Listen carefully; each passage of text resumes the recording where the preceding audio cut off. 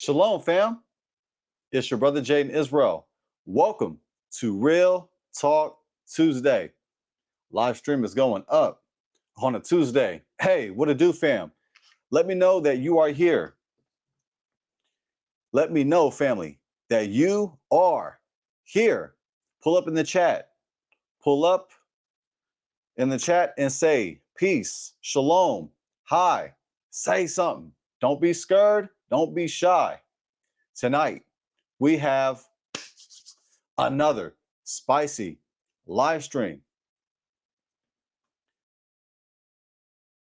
Shalom, shalom to 12TJC in the building. What's good, King? Thank you for joining us tonight. We got another one, 12T. Oh, yes, we do. The title of tonight's live stream: Do Hebrew Israelites need DNA for proof? Open panel discussion. Do Hebrew Israelites need DNA for proof? Open panel discussion. We're going to talk about it. We are going to discuss DNA. Before we get to tonight's topic, I got some announcements. I'm going to run through them quickly so we can get started with tonight's live stream. Yes, 12T. Yes, YouTube. Yes, had YouTube monetized this channel. YouTube, I'm so thankful for the opportunity from YouTube. Because of YouTube, I get to meet like-minded people. I get to meet my family scattered throughout the four corners of the world. And I'm thankful they have the opportunity to create content about the kingdom of Yah. So yes, 12TJC. Thank you. You said just seen the first commercial? Oh, in regards to me being, okay, got it. I got it. I'm just coming home from work, so forgive me for my slow moment. You're used to that by now. Family, you know that I have my moments. And I know you have your moments too. We got that in common. Oh, yes, we do. Thank you, 12TJC. I know what you meant. Yes, YouTube is running commercials on my channel because I'm now monetized. I've been waiting so long for this moment, and it has arrived. All glory to Yah. So let me go ahead, family, and let's go through these announcements, shall we? They are worth it. You know they are, because I said so. Now they are, family. Let me go ahead and share the screen. And we are live, family. Mistakes are absolutely free. I'm not going to charge for them. I'm not going to delete them. Okay, it might depend on how bad they are, but for the most part, I'm not going to. Why? Because I'm too lazy.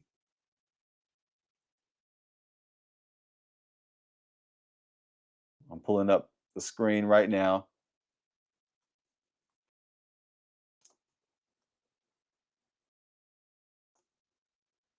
Almost got it.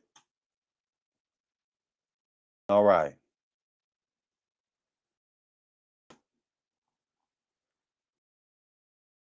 Let's go, fam.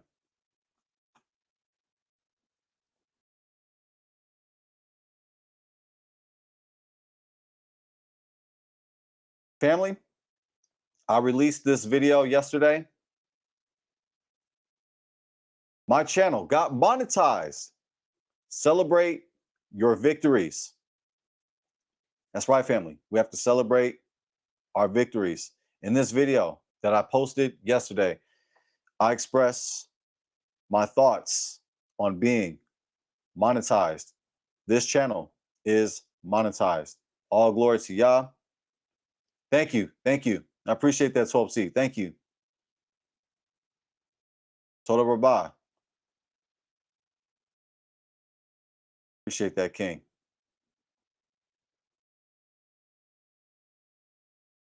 Now, below the video, and below any video of mine, just click on the description and it will take you to your favorite your four-letter F word. Free. Free goodies. The Lord's Prayer, Yahusha's Prayer in Hebrew and English. Video tutorial in free PDF download. Fam, I made all of these video tutorials and I made all these PDF downloads. They're absolutely free. 30 words in Paleo Hebrew, Biblical Hebrew, and English. Video tutorial in free PDF download. Learn those 30 words. Why? So you can show off to your family and friends. That's why. Okay, that's partially why. The 10 Commandments in Hebrew and English, video and PDF. The Shema prayer in Hebrew and English, video and free PDF. And the priestly blessing in Hebrew and English. The Benediction, you guessed it, video and PDF.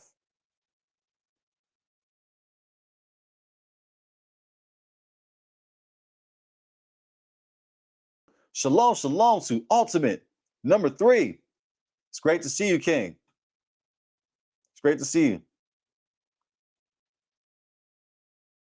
We got a spicy one tonight, for we are going to talk about DNA.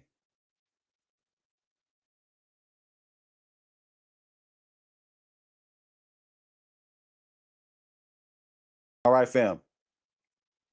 Now, if you desire to become an ambassador for Yah, you can do so. How? With your clothing. You can get this shirt right here and a plethora of apparel on this link. Need Hebrew Israelite apparel? Click on this link and it will take you to this apparel brand. Let me go ahead and show you, family. Let me go ahead and share my screen.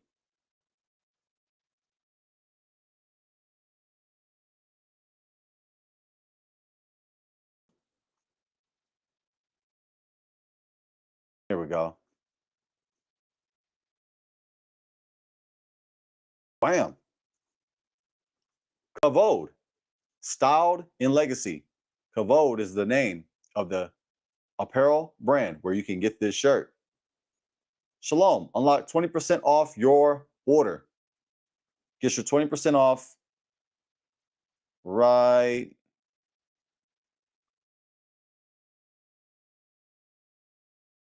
Where is it? It should be right here. Hey, where'd it go? Family, you should be able to get it in the description here. I don't know what happened to it. Trust me, it's in here somewhere. But it should be there should be a tab where you click on. Anyways, I don't know where it's at right now. Just believe me, it's there. If it's not there, I got to go back and find it. So I apologize. Salika Salakia on that. But yes, if you go to the website and you see the tab at the top, just click on the description and you should be able to see 20% off, and it'll take, and there's a link, and just copy and paste that link and go get your 20% off. All right. If you don't see it, then I got to see what's going on here. Maybe there were some changes that were made. All right, so let's go ahead and continue with the announcements.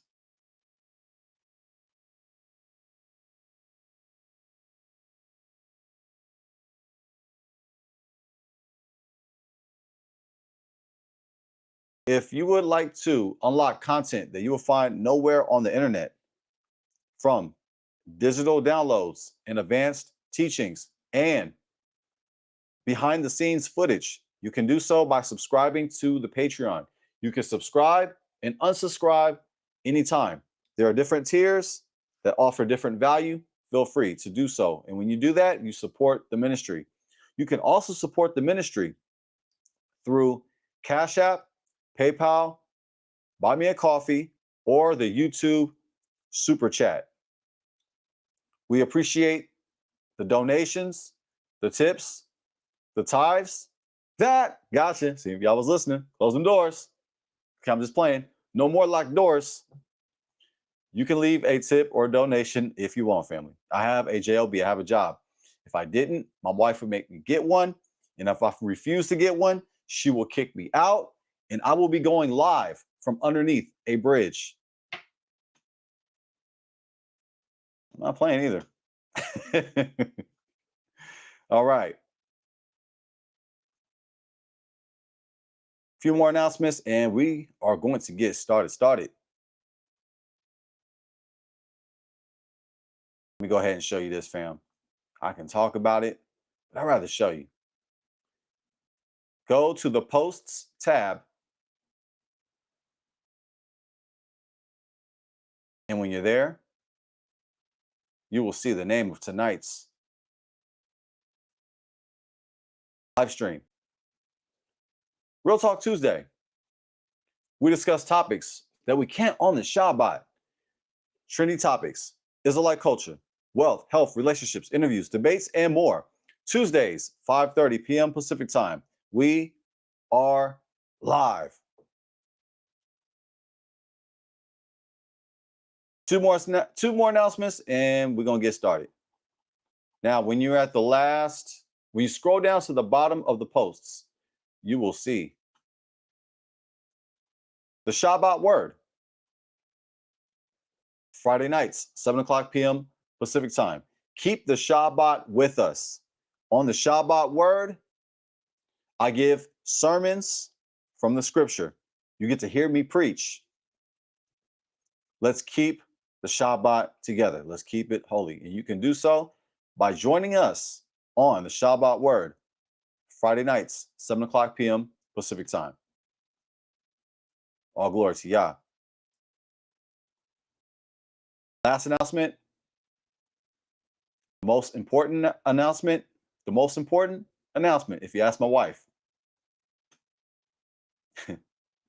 Scroll down on my homepage, past all these videos, family, that you gotta watch. If you haven't, I feel bad for you. By the way, we just kept Shavuot. Shavuot was Sunday night and ended on Monday night. My wife and I, we went live and we celebrated Shavuot with the family. Feel free to check out the Hebrew Israelite Feast of Weeks celebration. How to celebrate Shavuot as an Israelite. So scroll down past these shameless plugs. They're shameless, but they're worth it. And subscribe to my wife and I's channel. That is terrible English, absolutely horrible English. But fam, I don't care. You know why? Because I'm from the Bay Area. Yay area. My wife and I, we speak about Black love, trendy topics, celebrity news. It is a secular show. However, as Israelites, let's not be bootsy. Let's be balanced. Repeat after me. Balanced over bootsy. There's a lot of bootsy Israelites out there. I don't know if they're Hebrew Israelites or boohoo Israelites. There's a lot of Israelites that lost their smile. My wife and I were here to get it back for you. You can do so by joining us on Saturday nights at 7 o'clock p.m. Pacific time. I repeat, Saturday nights, 7 o'clock p.m. Pacific time, when the Shabbat is over. Get your Saturday night started. Get it on and popping. Get your laughs ready and have a good old time by joining us on the live stream. Pull up in the chat and let's get Saturday night on and popping. If Stella can get her groove back, Israelites can get their smile back. I'll be here all day.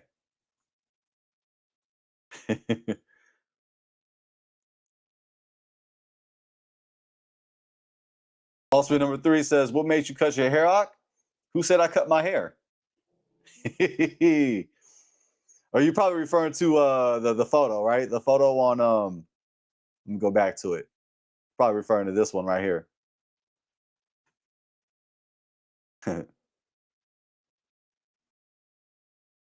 Now, if you're referring to Paul, ultimate number 3, you know I don't subscribe to that. You know I don't subscribe to that. Respectfully. That's a Christian custom. Now I still got my hair, allegedly.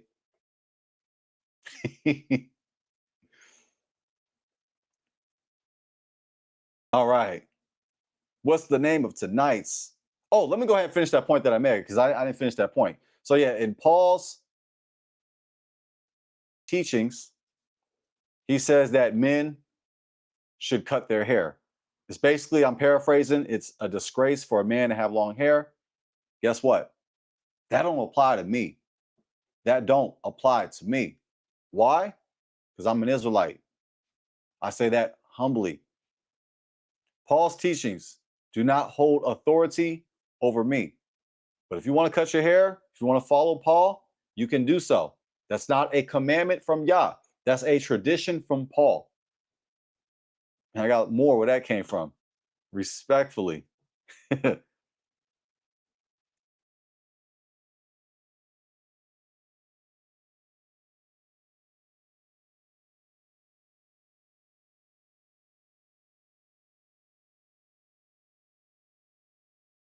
You said my hair is too long? You said, no, no, no. I'm talking about the picture. My hair is too long. Um, Too long. Sounds relative to me. Too long is relative, but hey, if you think your hair is too long, then yeah, feel free to do what you want to do with your hair. I mean, it's your hair. But I'm just saying, for me as an Israelite, I ain't got to cut my hair short. But hey, to each his own. If you want to follow Paul's undertakings, teachings, you can do so. I'm just having a little fun. Am I? The name of tonight's live stream: Do Hebrew Israelites need DNA for proof? Open panel discussion. Uh-oh. We talking about DNA. Tonight, let's talk about it. You got brews that endorse getting a DNA test. You got brews that are scared of DNA for various reasons. We got to talk about it tonight. Oh, you said, I mean, my hair is long also. Right on. I mean, our ancestors had long hair. The men had long hair. I'm not saying every single Israelite man had long hair, but it's optional. It's optional to want to keep your hair long or not. Now, if your camp or your Hebrew congregation is making you cut your hair, and I'm just saying this generally speaking, if your congregation is making men cut their hair short, that's not a commandment from Yah. That's a teaching from Paul. That's not in the Torah. In the Torah, the men had the option to have long hair. Now, the Levites, they had it at a certain length. It was, how can I say this carefully? It could be considered long hair, but it wasn't long to the point where it would interfere with their duties in ministry. Because with long hair, it could be dangerous. All right. So I'm going to go ahead and ask the chat. Let me know what you think. Let me know what you think about tonight's topic. Do Hebrew Israelites need DNA for proof? Open panel discussion. Let me know. Do we need to show? Do we need to rely on DNA? Do we need to prove to others that we're Israelites by using DNA? Do we need to use DNA to prove to the world that we are Israelites? Let me know what you think, family. I love hearing your perspectives. 12TJC says no. I like that you went ahead and answered that, because you got brews that are strong for it. You got Israelites that they want nothing to do with it. There's some Israelites, I say some, They hate the idea of getting a DNA test. One of the reasons, they may find out they are a quote unquote Edomite. And that would be a game changer for them. I'm not saying all, but if you know who you are, if you fit that description, I may be talking about you. I may be referring to you. You got DNAs, you got Israelites that do not use DNA because they do not want to find out they are an Edomite, quote unquote. Right on, ultimate number 3. I'm glad that you answered that. Thank you for giving me an answer. You say, nah. Appreciate that. Now, I am going to show some sources. And before I do that, I'm going to provide my answer right now. I usually give my answer at the end, but I'm going to give my answer first, and then I'm going to show my sources after. So let me go ahead and type the question on panel. That way people can see it and feel free to answer. Do Hebrew Israelites need DNA for proof? My answer?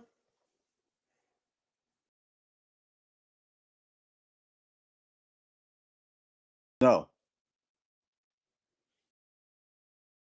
My answer: Israelites do not need to use DNA to prove that they are an Israelite. We do not have to use the methodology of DNA to prove that we are Israelites. That's my position. Shalom, shalom to Uyaham X. That's my brother right there. Thank you for joining us, fam. Tonight is a spicy live stream. Let me know what you think, Uyaham, if you like. If you'd like to elaborate on the question on screen, let me know what you think. Do Hebrew Israelites need DNA for proof? Do we have to rely on DNA to prove who we are? Do we have to prove to the world that we're Israelites by using DNA? No judgment zone over here.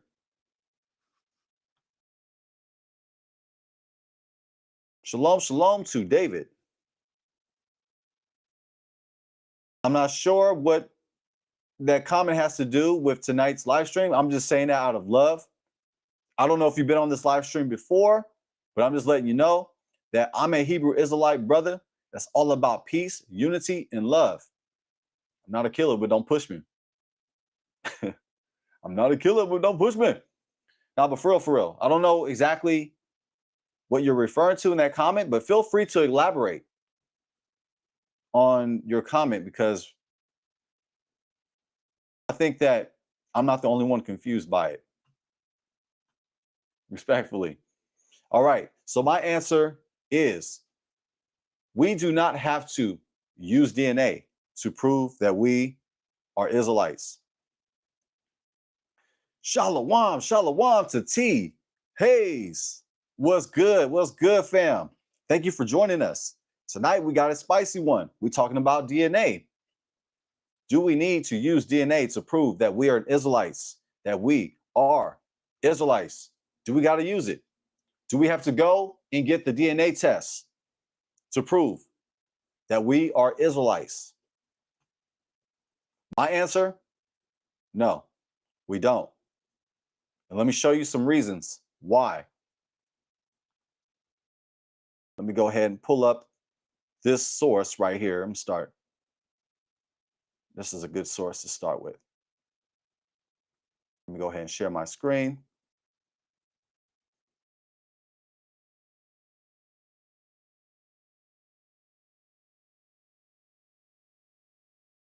Yes, this is it right here.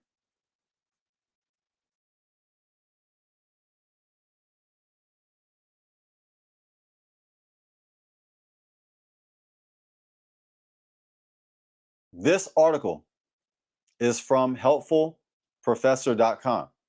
Tonight, we are going to speak about direct evidence versus circumstantial evidence. Circumstantial, aka indirect evidence. We're laying some foundation right now. I'm laying down the foundation of my argument on why we do not have to use DNA to prove that we're Israelites. Shalom, shalom to King Couture in the building. What's good, King? I'm curious to hear what you got to say about tonight's topic. What's the topic? It's on screen. Do Hebrew Israelites need DNA for proof? Open panel discussion. Let me go ahead and write that too. I forgot to write that because tonight will be an open panel discussion if you choose to get on. I will open up the panel and give us that option.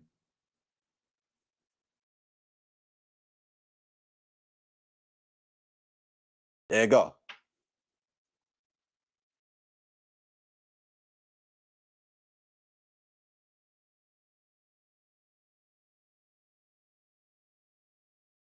Thank you. Thank you, Uyaham. Thank you for your answer. You said no DNA proof. Thank you. Appreciate it. King Couture says DNA is pseudo and will always be. Ho! Shots fired. King Couture, never scared. always speaking on it. That's what's up, King. Okay, David said we are looking to God and we separate in ourselves because we are all different in the same thing. Right.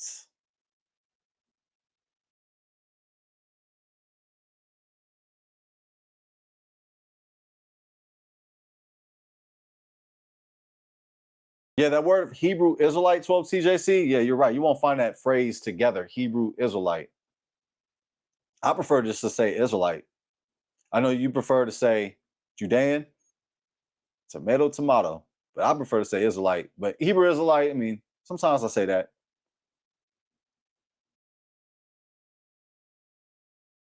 Okay. David, I'm even more confused. What does that have to do with tonight's topic? I don't know if you're in the wrong room. I don't know if you're lost. I'll repeat, David, this is respectfully. I'm being respectful. I'm having a little fun with you. I like to joke. I don't know if you're lost or if you're in the wrong room. I don't know why you're saying what you're saying. I don't know what that has to do with tonight's topic. You know what tonight's topic is? It's on the screen. It's right there. Do Hebrew Israelites need DNA for proof? Open panel discussion. It sounds like you want to take an airplane ride. You want me to go off topic? Please stay on topic. Stay close to the topic. Okay. Now, let's lay down the foundation. Let me go ahead and lay down my foundation on the argument that I'm saying. Let's get it.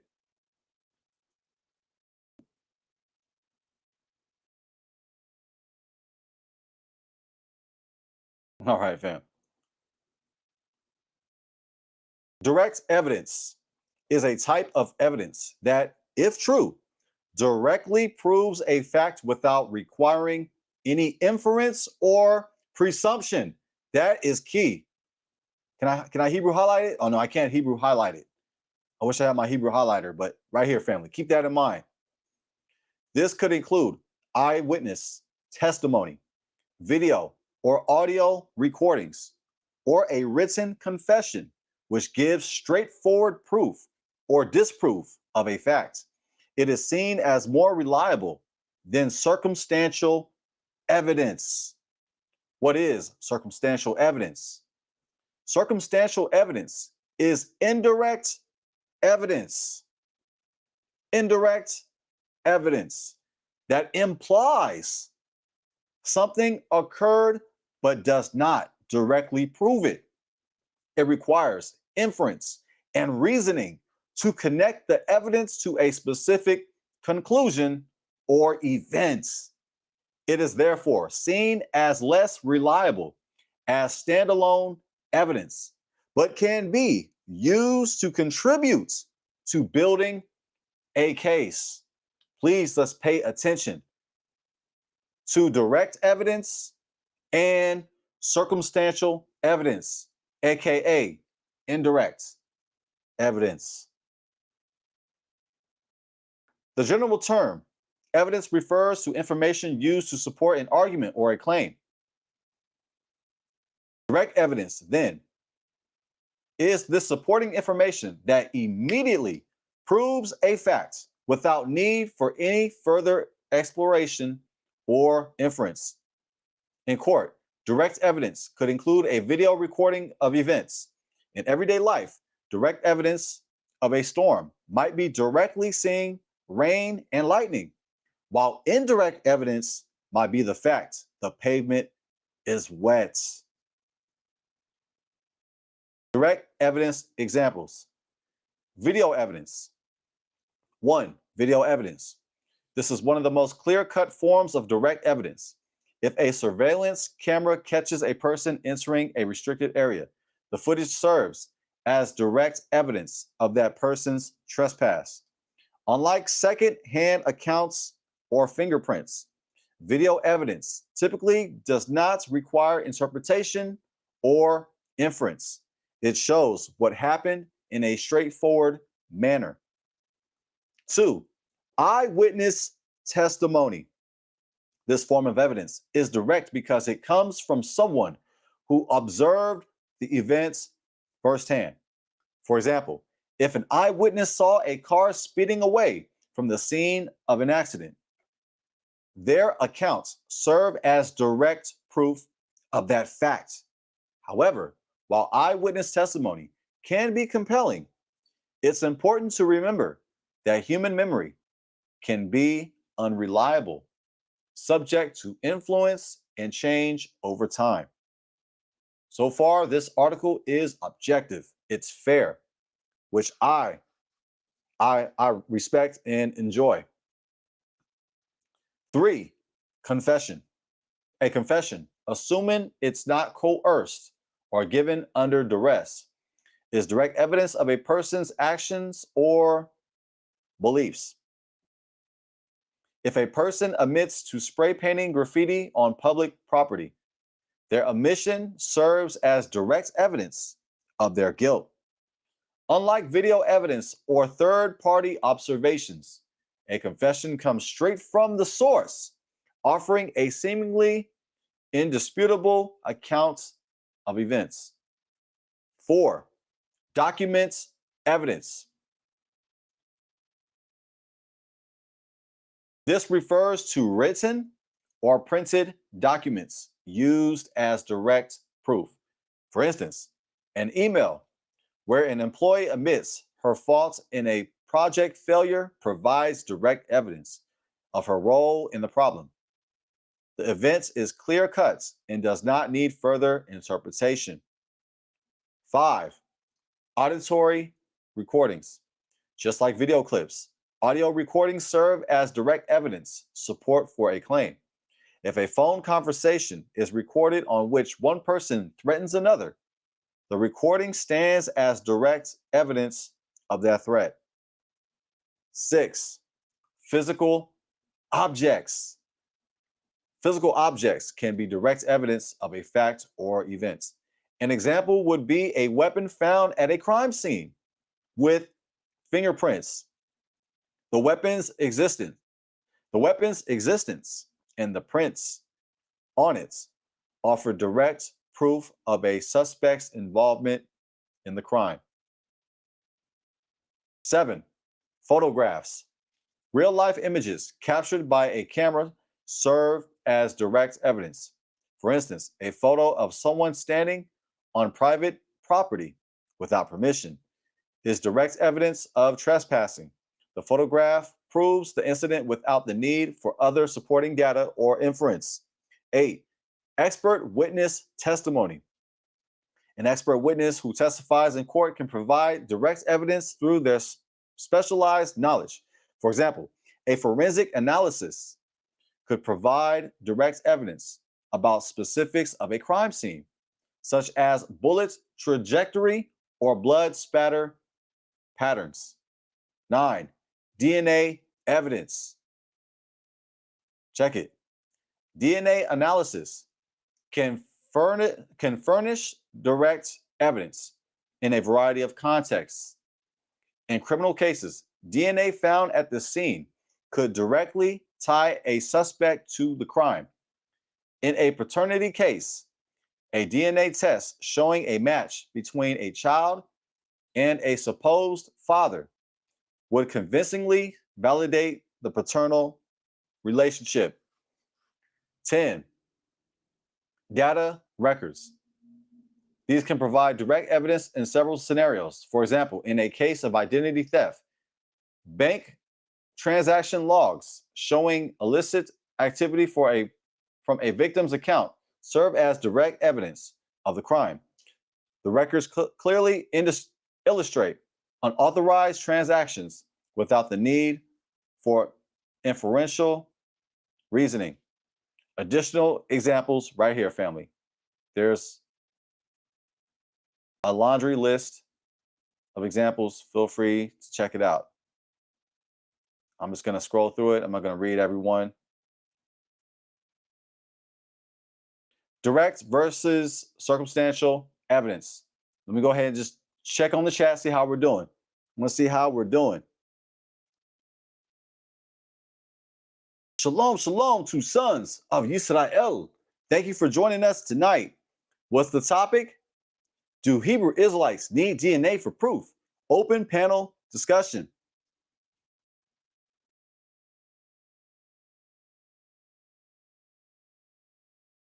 This was your suggestion. Family, sons of Israel. Son of Israel. I said sons. I meant to say son of Israel. Suggested that we speak about DNA. Guess what? Tonight, we're speaking about DNA.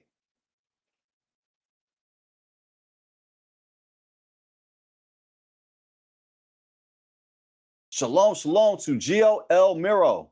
It's great to see you, King. Thank you for joining us.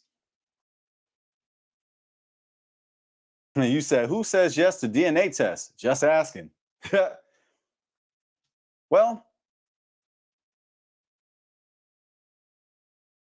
we all think for ourselves, hopefully. Some people don't think for themselves.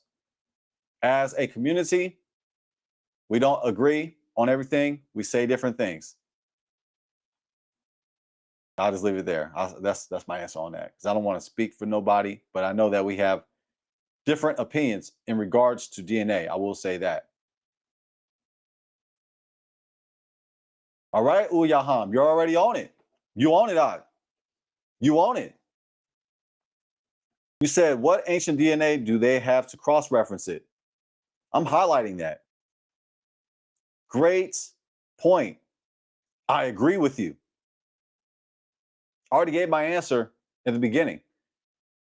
Israelites, we do not have to rely on DNA to prove that we're Israelites. I repeat, we do not have to rely on DNA to prove that we are Israelites. That's my answer.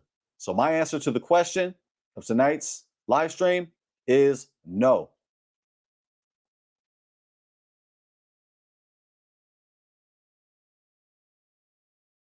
Let me go ahead and put the question back on the screen.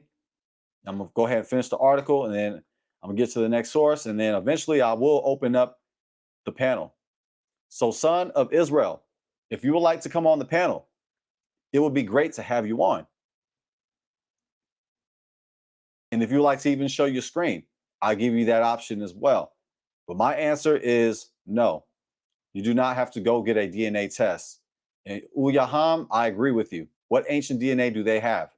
What ancient DNA do we have to say definitively what ancient Israelite DNA is? You're already on it, Uyaham. Already, King. Thank you for bringing that out. Feel free to disagree with me. son of Israel says DNA doesn't lie. Interesting. Very interesting.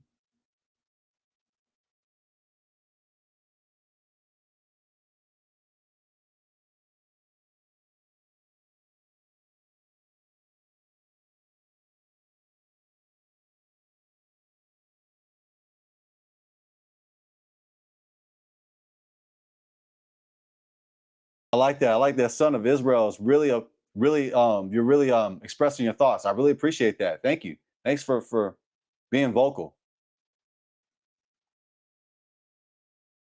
And by the way, we don't refer to ourselves as Black Hebrew Israelites.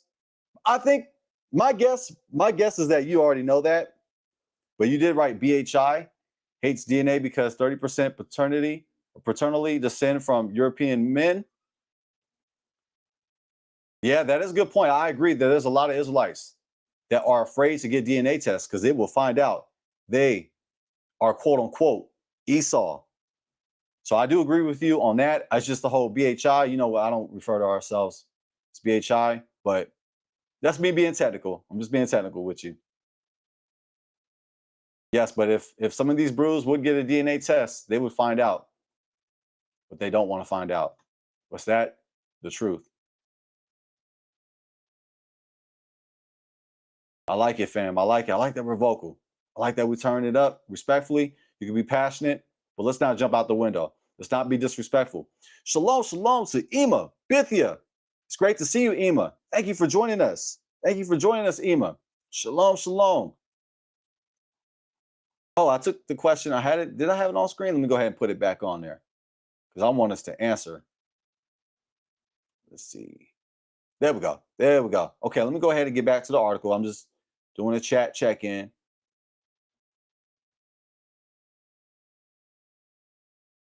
All right.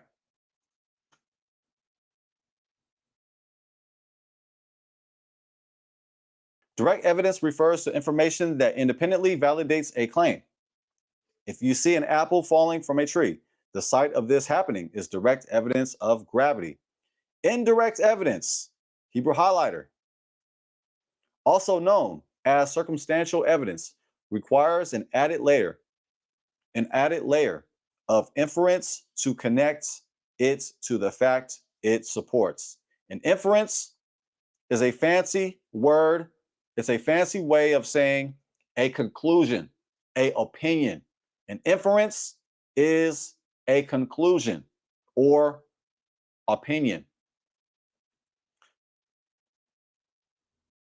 Let me go ahead and read that again. Indirect evidence, also known as circumstantial evidence, requires an added layer of inference to connect it to the fact it supports. If you didn't see the apple fall, but later saw it's on the ground beneath the tree, that's indirect evidence suggesting the apple fell. Here's another example. Suppose you're trying to determine if your friend was at the concert. Direct evidence would be seeing your friend at the concert. Indirect evidence might be your friend posting a ticket stub from the concert on social media. Through the ticket stub is not definitive proof. Hebrew highlighter. Though the ticket stub is not definitive proof. This is indirect evidence. The ticket stub is indirect evidence.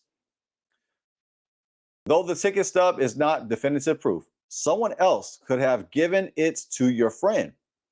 It suggests your friend was likely there. And here is a chart. Criteria, direct evidence, indirect, circumstantial evidence. We went through this pretty much already, but I'm just going to scroll down slowly. Feel free to check this out.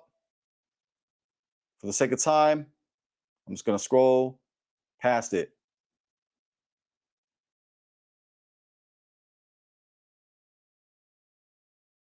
Conclusion. Direct evidence leaves no room for doubt. It directly proves an assertion. There's no connecting the dots or reading between the lines. Remember, direct evidence is not about what's likely. It's about what is. I like how you wrote that. Bars. If your quest for understanding, in your quest for understanding, don't fall into the trap of confusing direct evidence with circumstantial evidence. In other words, don't get them twisted. Do not get twisted.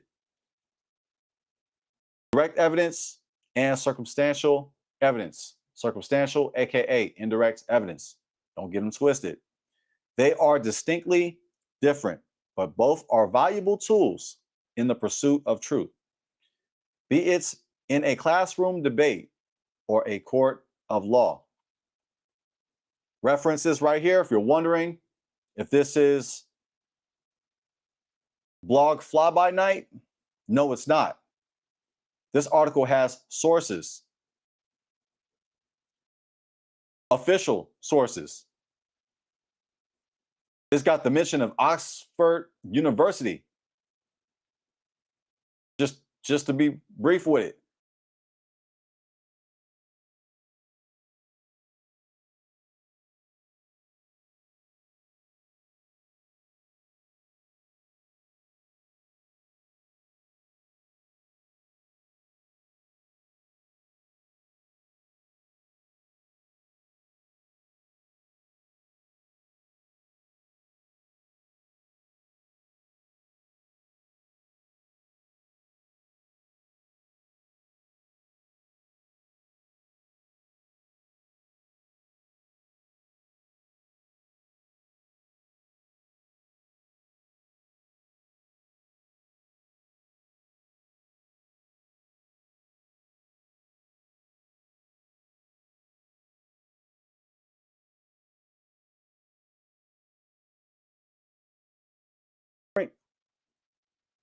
I'm sorry, family, if I was off screen. I apologize for that. I don't know if I went off screen, but yeah, I don't know. Let me go. Let me clarify that. I'm sorry. I don't know if you heard me read the article.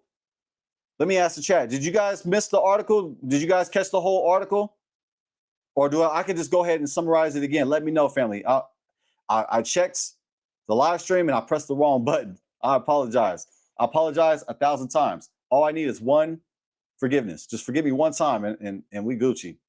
Hopefully you was able to see the article. Shalom, shalom to Lil Sis, Octeria. Shalom to you, sis. Thank you for joining us tonight. And I'm curious to hear what you got to say about tonight's topic.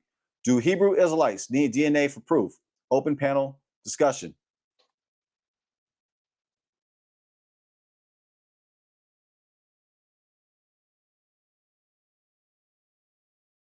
Just to be safe, I'll go ahead and run through the article real quick. I'm not gonna let's see. I don't know if I'm gonna read it all again. I'll just go ahead and read the conclusion. How's that? I'll read the conclusion. Shalom, shalom to Brother Tim. Thank you for joining us. I'm curious to hear what you think about tonight's topic. Do Hebrew Israelites need DNA for proof? Let me know, fam. I will open up the panel. I'm curious to hear what you got to say.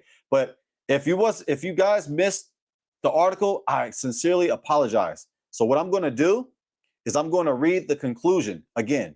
Just bear with me. If you hear it twice, you know why I'm reading it twice. It's because I pressed the wrong button and we didn't catch what was read. So let me go ahead and share the screen again. Let me just go ahead and read the conclusion. Bring it back. Conclusion. Direct evidence leaves no room for doubt. It directly proves an assertion. There's no connecting the dots or reading between the lines. Remember, direct evidence is not about what's likely. It's about what is. Bars. In your quest for understanding, don't fall into the trap of confusing direct evidence with circumstantial evidence. In other words, don't get them twisted. Do not get them twisted.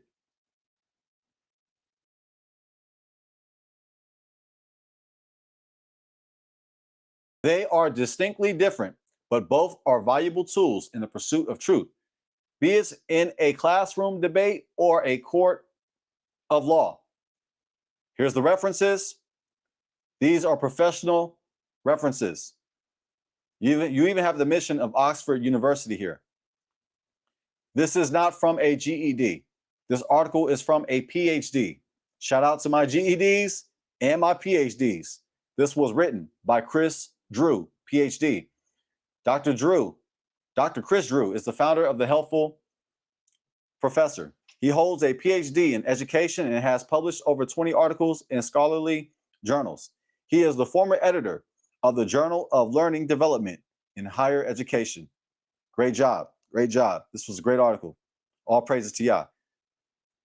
Sorry, family. I had to read that again. So if you heard me read that twice, you know why. Because I clicked the wrong button and it went off. But I just wanted to go ahead and just at least give the conclusion. But thank you for being patient with me. Son of Israel, be patient. I will open up the link. But before I do that, I have to reveal some information on why I am saying, why I have come to the conclusion that we do not have to use DNA to prove that we are Israelites. So just hold on tight. If you want to come on the live, I will open up the panel, but just give me a moment and let me at least give some reasons why I do not subscribe to the need of DNA. It's your choice. Now, let me go ahead and highlight the article one more time because I do want to show, I want to show you something. I want to drive home the point on why I'm even reading this article. Like, Jaden, why are you bringing up this article?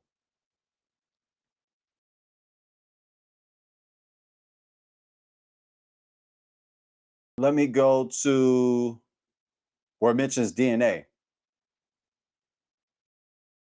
It's actually mentioned in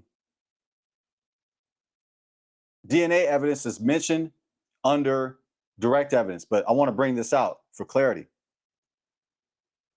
Let's run this back. It says, point number 9, DNA evidence.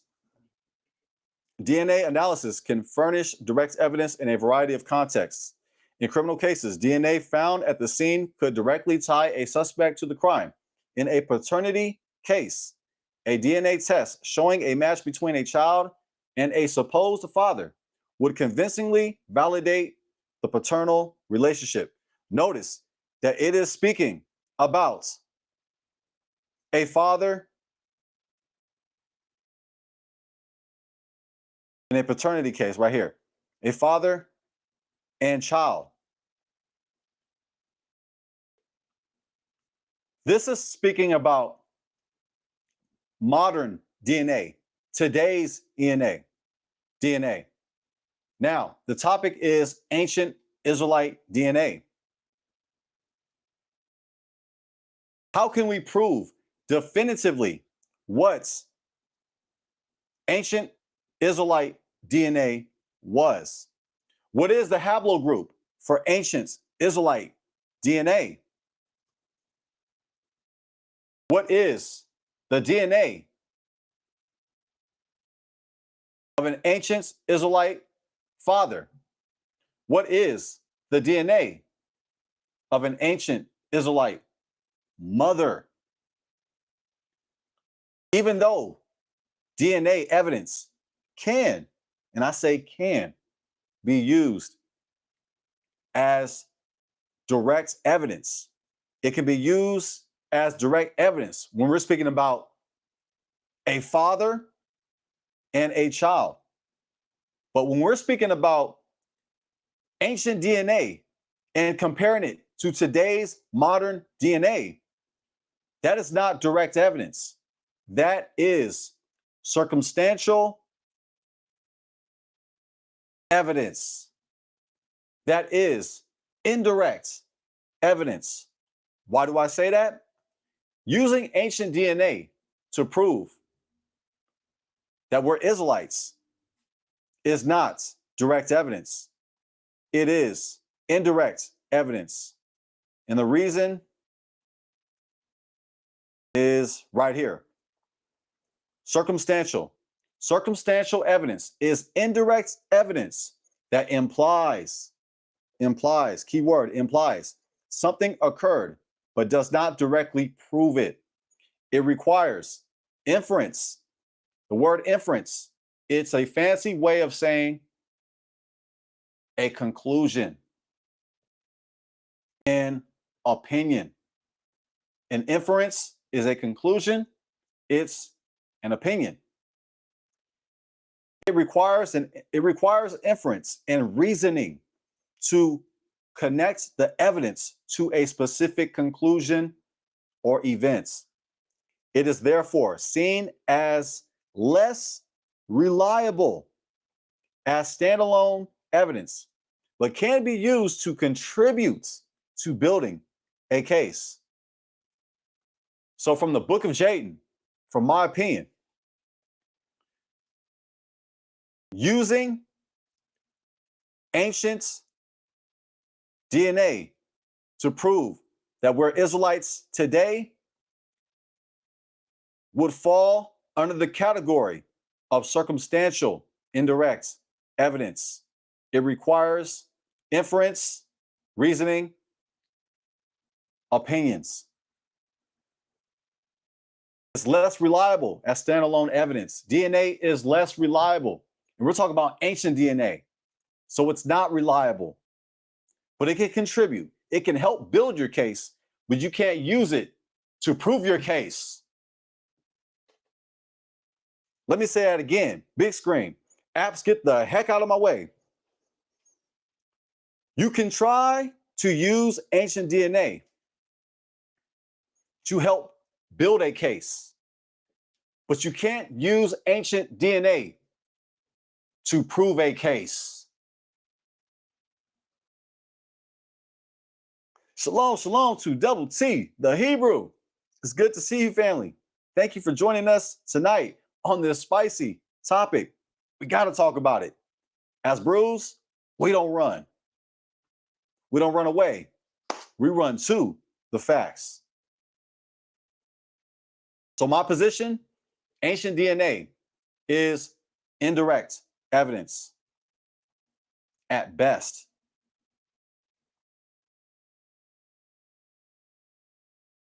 Son of Israel said we can't just go by Deuteronomy 28. Who's this we? What you mean we? What you mean we? There's a lot more evidence to use other than Deuteronomy 28. There's so much evidence that we can use outside of Deuteronomy 28. I'm only saying this out of fun. I'm saying this out of sport. So don't take my antics and my personality. Don't take it personal. Don't take it personal. I'm just having fun with you, son of Israel. Because this was your idea. This was your topic. I'm blaming you. I'm blaming you for tonight's topic. It's all your fault. Shalom, shalom to D-Lo. Shalom to you, D-Lo. Yeah, I mean, D-Lo, well, yeah, you make a good point. Yeah, you would think there's some similarities for sure. Yeah.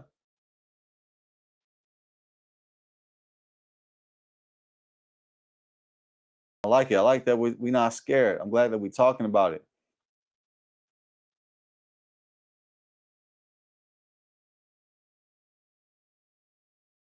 All right.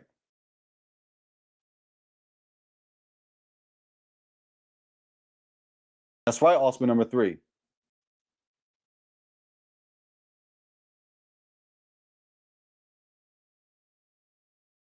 I'm highlighting that. Ultimate number 3 is on it. Son of Israel, this helps answer what you said. You said we can't just rely on Deuteronomy 28. Well, ultimate number 3, he gave this fact right here. Many West African tribes, Igbo, Nigeria, Ewe, Ghana, Togo, Akan, Ghana, Yoruba, Nigeria, have oral traditions that say they came from ancient Israel. Thank you, ultimate number 3. All glory. Thanks for bringing that out. Question, is this Deuteronomy 28?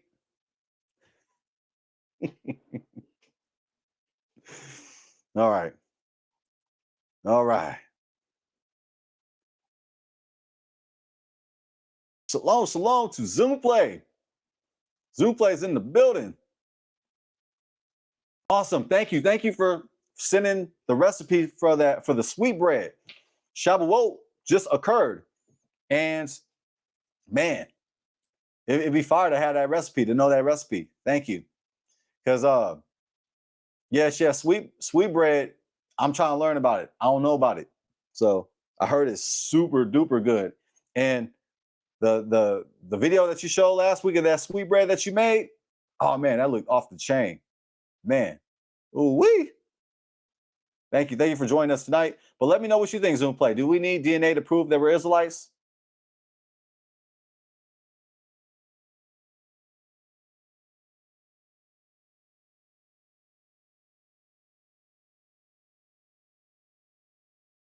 Look at this. Open the panel, bro. I got all the smoke. Well, I don't smoke. I don't want secondhand smoke. So I'm not a smoker. I'm a light drinker. Why? Because I'm a Hebrew. Hebrew. Get it? I'm really not even considered a drinker. I drink so less. I'm not really considered a drinker. I'm really not, fam.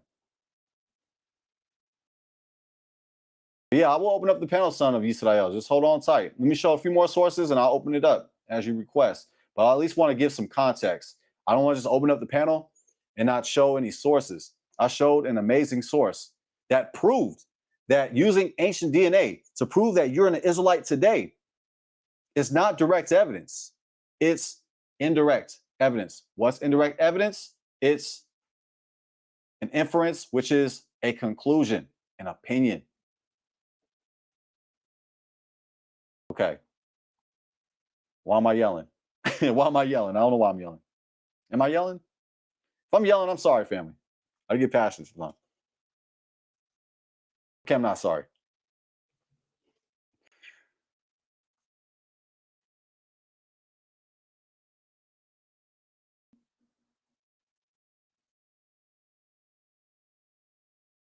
Shalom to OSP.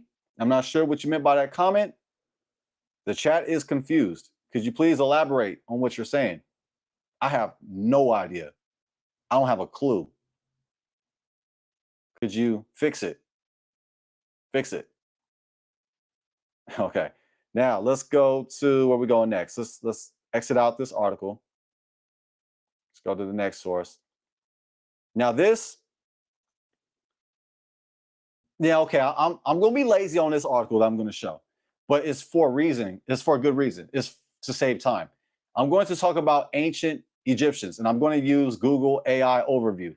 I know that's not my style to use AI overview, but just bear with me for the sake of time. Just getting through the topic, because tonight's topic is not ancient Egyptian DNA. It's ancient Israelite DNA. That's the topic. So to stay on topic, I'm not going to take a deep dive into ancient Kemet DNA, ancient Egyptian DNA, but I just want to at least show this source just for a backdrop. This is going to help build my argument on why I'm saying ancient DNA is an inference, it's an opinion. It's unreliable to use as definitive facts. Why? Because it's not definitive. It's opinionated. It's subjective. Okay, I'm gonna go ahead and share my screen.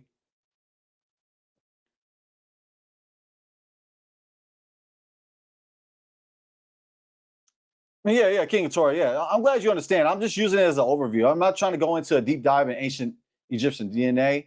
I'm just showing it as a quick source. That's it. So please just bear with what I'm saying. Okay. Ancient Egyptian haplogroups.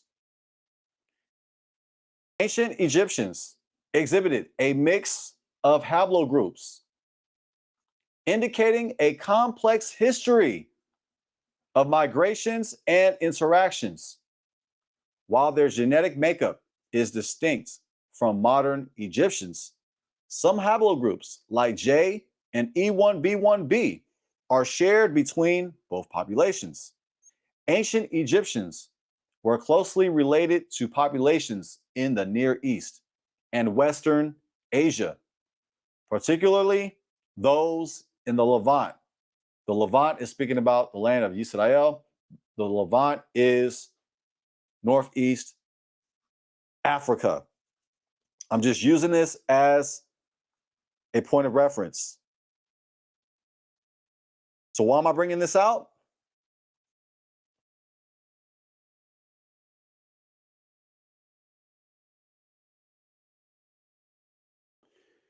Ancient Egyptians had diverse DNA, as we read. They had a diversity of genetics. Ancient Egyptians had multiple paternal and maternal haplogroups, not a single unifying one. That's important.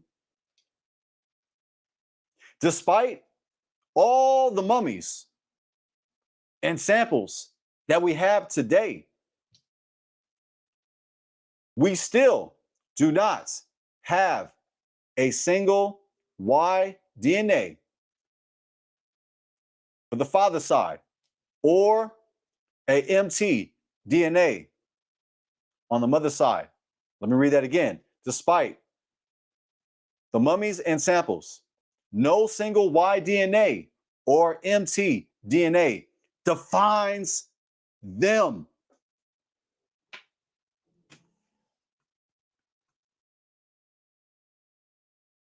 Fam, the ancient Egyptians, they mummified the dead.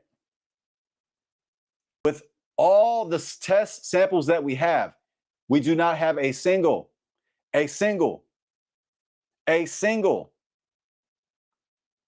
Y-DNA for the father or a single mtDNA for the mother that defines them. I'll give you an example. It's been reported, and I say it's been reported, that Ramesses III had E1B1A. We find E1B1A in West Africa. We find it here in the diaspora, in the Americas, in the United States. So to use E1B1A as evidence that ancient DNA of the Israelites was E1B1A, what you're saying is that Ramesses III was an Israelite. Yet, the father of Ramesses III, he is of unknown origin. We don't know where Ramesses III's father, we don't know his background. We do not know his place of origin, where he's from. We don't know it. So what I'm saying, ancient Israelite DNA, it's a guessing game. It's a guessing game. All right, let me go ahead and move on to the next source. I'm just moving on, I'm moving along. I wanted to show that. With all the samples we have of ancient DNA from the Egyptians, we don't even have a single haplogroup. We don't have a single Y-DNA and a single mtDNA. We don't have it. But yet we have a single DNA from the father of an ancient Israelite, which is E1B1A, quote unquote. Make it make sense. It doesn't make sense. Egyptians were diverse. They had a mix of DNA. And so did the Israelites. Let's go to the Lachish skulls. I'm just going to mention this. I'm not going to read the article. I'm just going to mention it because we will open up the panel. I know that son of Israel wants to come on. Shalom to Ahaya. Shalom to Ahaya. You said yes, he was? Are you referring to Ramesses III? He was an Israelite? Are you saying that Ramesses III is an Israelite? Can you clarify? I'm just curious. I like hearing different opinions. Double T, the Hebrew says, crazy thing is Israelites mixed with them. That's right.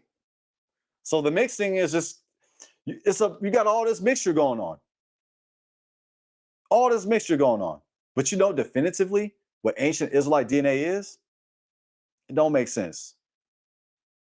Because it don't make sense. The melting pot. Kikatura's on it. That's right, we're on it. Brother Tim was going in. That's right, Brother Tim. That's right. Okay.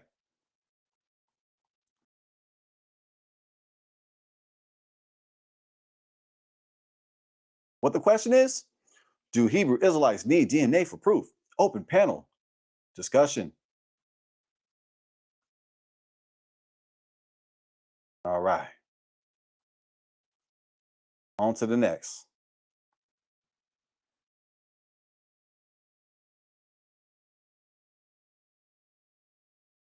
I'm just going to show this as a quick source.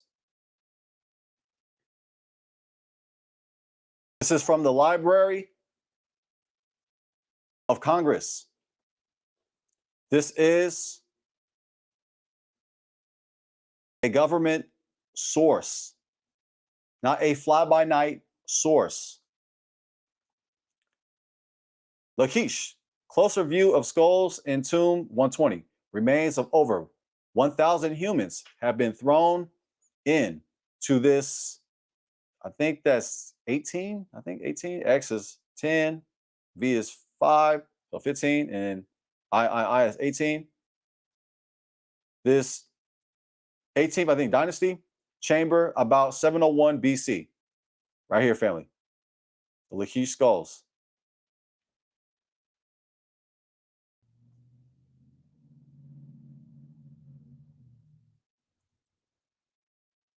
There it is.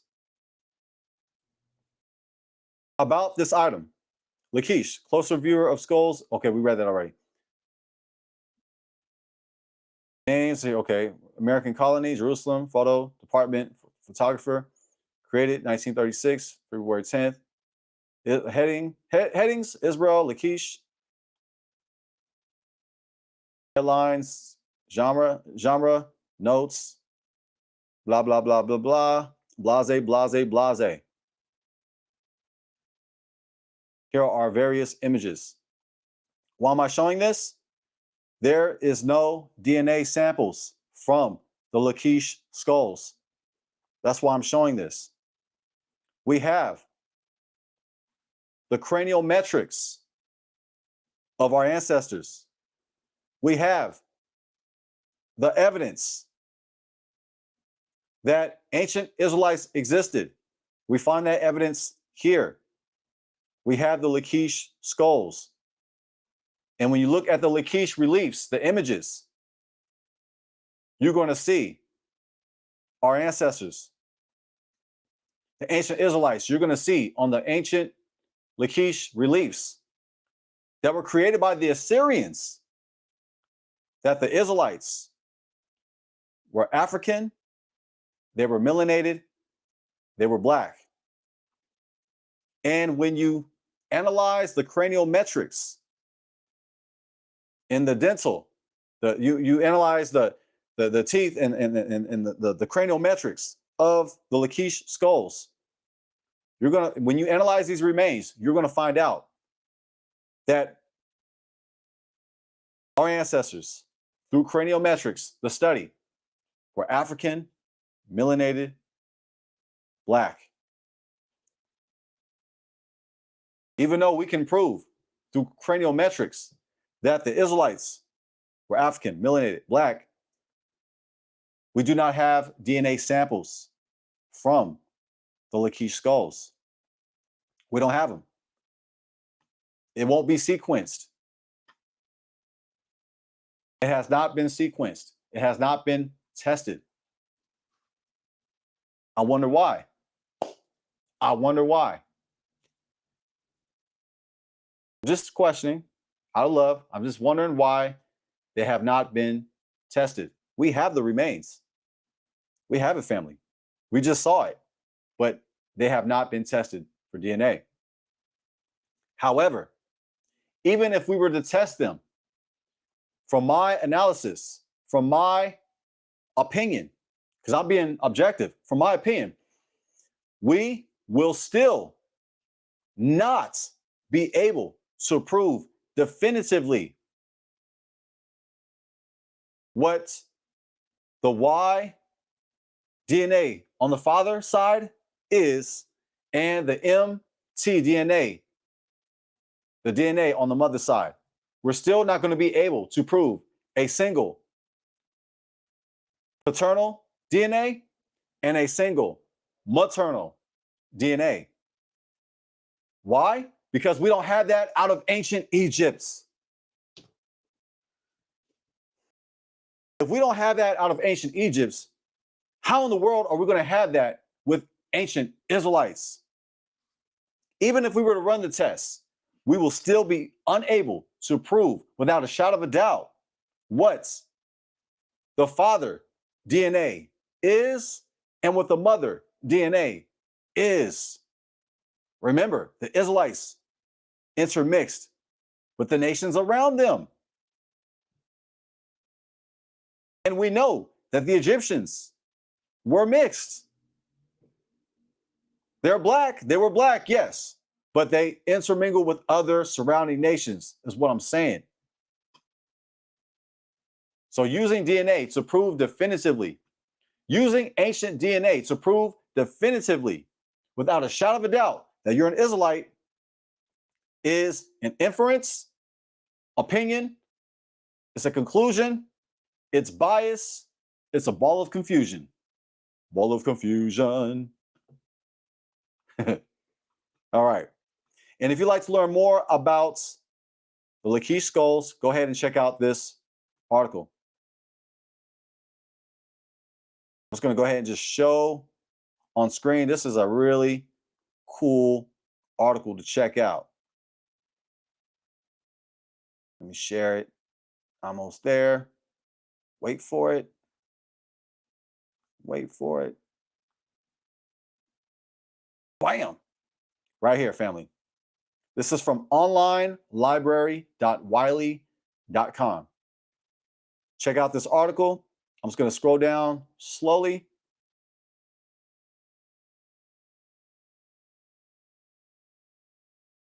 Let me go off screen. I'll just show a highlight real quick. It's a lot in this article. It's a lot of information.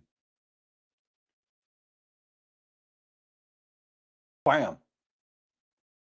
The key skulls.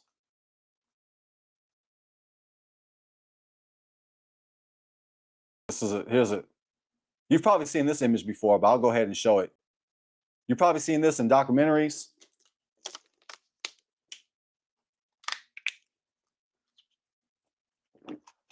We use the DNA, we use Salika, we use the skulls, the remains that were found in Lachish, and we use the reliefs that were found in Lachish to prove that the Israelites, the ancient Israelites, were melanated, they were African, they were black. I repeat, they were melanated, they were African, they were black. However, we don't have any DNA samples. And even if we did, it still would not prove what the DNA was for an ancient Israelite father and an ancient Israelite mother. It would just add to the confusion, from my opinion. All right, so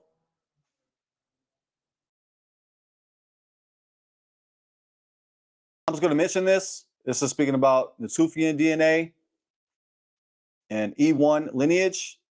I'm just going to show because it's like a sidebar. It's not the main topic, but it helps because I've heard from Israelites that would use Natufian DNA to prove. They would use information from the Natufian remains to prove who the ancient Israelites are. So I'll just go ahead just to show that out of reference. Let me go ahead if I can find it. Have it up.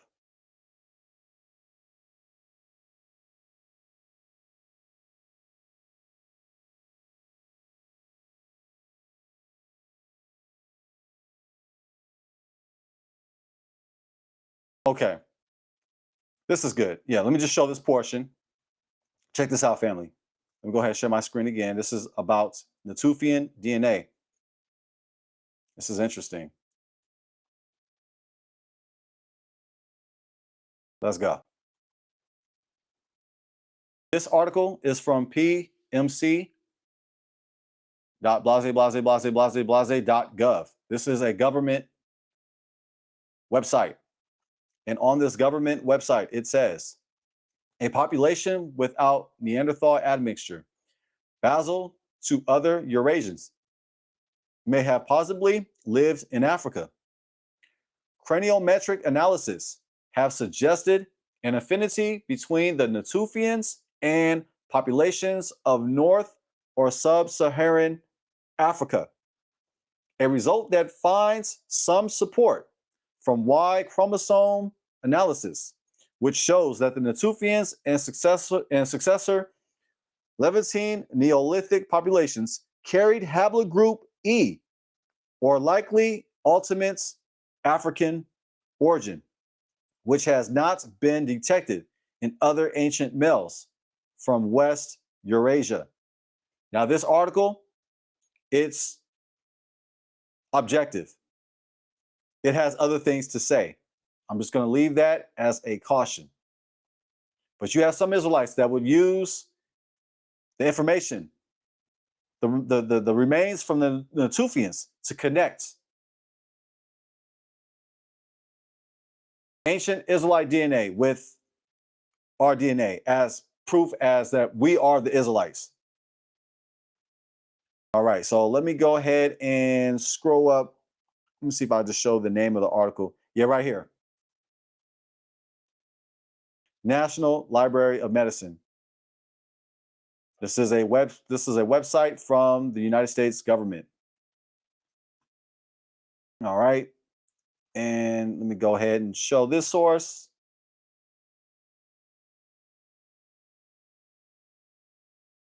Shalom, shalom to Yosef, Israel.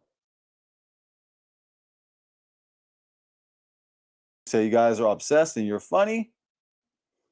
Do you mean that in a good way or a bad way?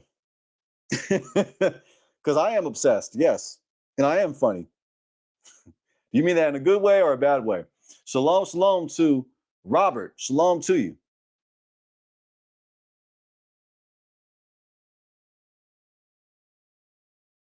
All right. Thanks for being vocal in the chat.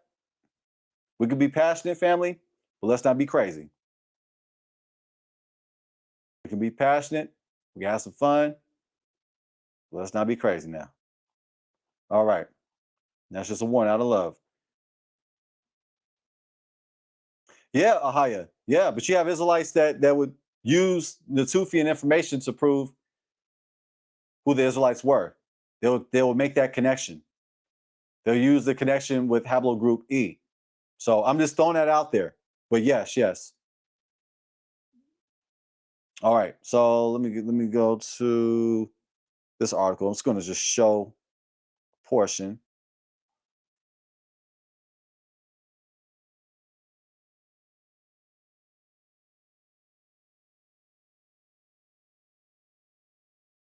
This article that I'm going to show is from thinkafrica.net.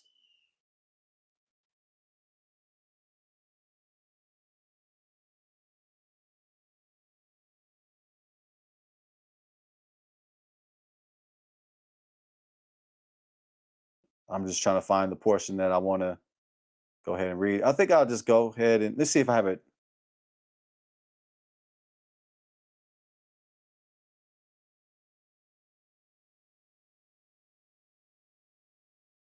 Let's see.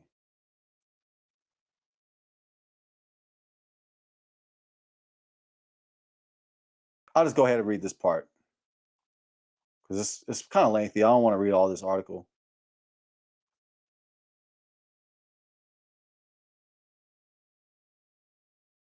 That's right. That's right. Double C the Hebrew. I'm highlighting that. Thank you. Yeah, keep it PG-13. Thank you. Thank you. Let's be mature.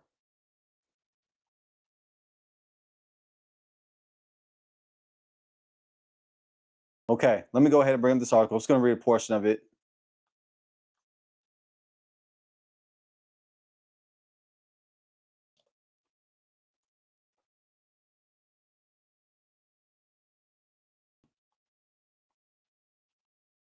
Oh, I don't have it shared. I thought I had it shared. Let me grab it. I got you, fam.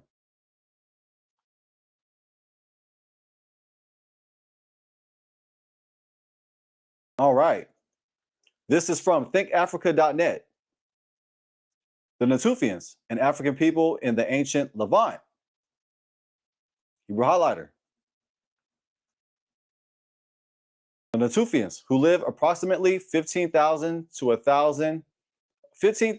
11,500 years ago, were a mainly African population that had migrated into and settled into southwest Anatolia, Syria, Lebanon, Jordan, Israel, Palestine, and upper Euphrates, northern Iraq. Specifically, the Natufians were primarily an African descended population, carrying East African and North African paternal and maternal lineages, alongside contributions from local Levantine hunter-gatherers. They were neither European nor Asian, as these geographic constructs did not exist at the time. In fact, the idea of Europe and Asia are separated. Salika family, sorry about that. In fact, the idea of Europe and Asia as separate entities only emerged with the Ionian, good enough for ghetto, the Ionian Greeks in the 6th century BC. The Ionian Greeks in the 6th century BC. These populations carried mainly African paternal lineages, as the majority of Y DNA studied belonged to EM78 and EM35, both of which originated in East Africa and the Eastern Sahara. According the results of Lazaridis, good enough for Jaden, according to that part, EM78 and EM35 were already widespread in North Africa, the Eastern Sahara, and the Nile Valley between 23,900 to 5,900 years ago. Wow. Well before the emergence of Indo-European groups. I'll go ahead and say it. Crucini's work explicitly states that EM78 originated in northeastern Africa with a migration corridor between East Africa and North Africa, reinforcing its indigenous African status. The mtDNA lineages found in the Natufians, N, U6, and M1 also trace back to Africa, with U6 and M1 being distinctly North African markers. These lineages further support the African origins of the majority of the Natufian population, confirming that their maternal ancestry was also rooted in populations that had dispersed from East and Northeast Africa before settling in the Levant. The balance of the Natufian population composition came from other haplogroups of dark skin, Levantine hunter gatherers. And I will end the article right there.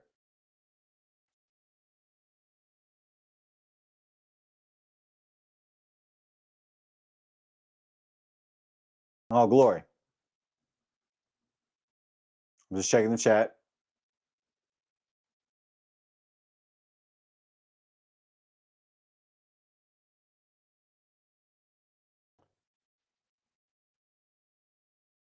Well, I like to say this, King Keturah, Chaldeans, technically the Chaldeans didn't exist yet.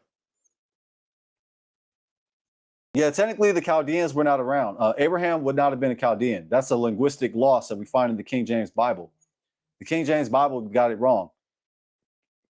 Abraham was not from the land. He was not a Chaldean. He was either an Akkadian or Sumerian. Abraham, he lived somewhere around the time of 2000 BCE, give or take, Abraham would not have been known as a Chaldean. Why? Because the Chaldeans did not exist then. They did not exist. That's a linguistic loss. That is an anachronism. An anachronism. Respectfully, I just wanted to throw that in there because we kind of assume that, but nah, Abraham was not a Chaldean.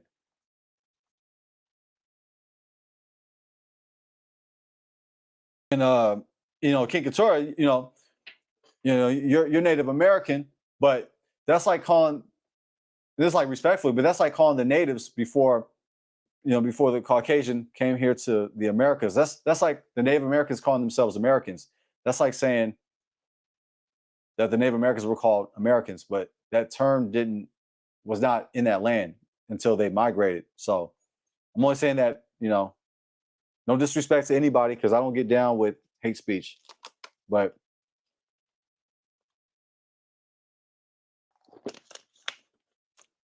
yes. Okay, so I'm basically wrapping up, and I will open up the panel, see who would like to come on. If Son of Israel would like to come on, he's going to have his opportunity, because this was a great topic that he suggested to me. And as Israelites, I believe it's important that we talked about it. That's right, family. Okay. Now, this is out of respect and objectivity. E1B1A, we hear that mentioned in our community.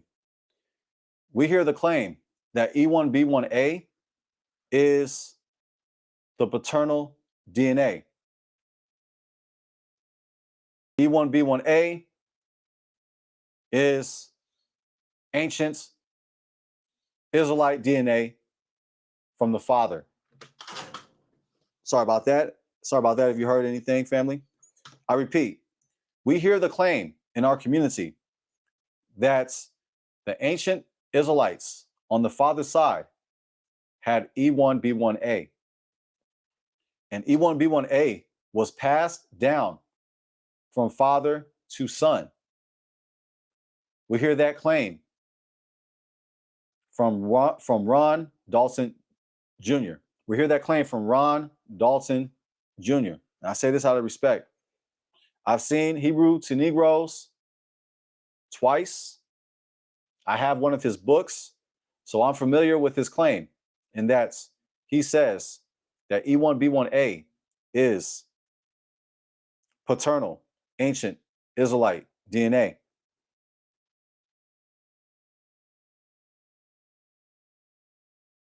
I'm going to show this as a source.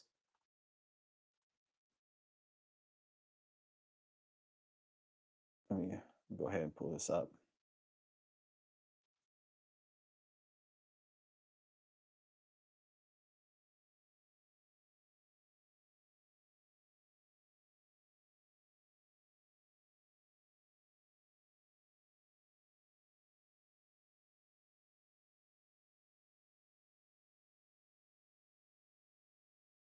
Bear with me, family. Just give me a second.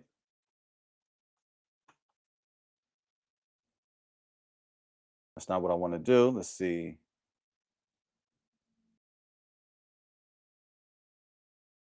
Yeah, that's what I want to do. Let's see. Let's go to, open image, a new tab. Let me show this image. Check this out, fam. Go ahead and share my screen.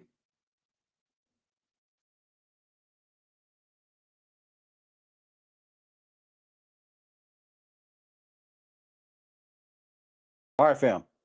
So we hear this claim. Haplotype E1B1. Isaac.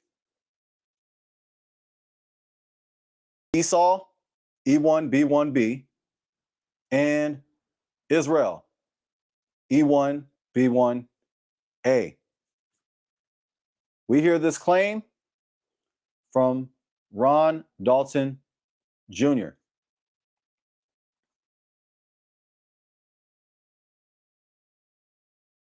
Ron Dalton Jr. claims that E1B1A is the paternal haplogroup of Israelites. However, here's my question. What is the maternal haplogroup? What is the maternal haplogroup of the Israelite mother? I've noticed with his work, he gives more than one. He gives a few haplogroups. He gives a few haplogroups of maternal DNA. However, when I analyzed his work, I did not see a single maternal DNA. So my question, since E1B1A is passed down from father to son, how does a woman prove she's an Israelite by DNA? Under this model, how does a woman today prove that she's an Israelite by DNA?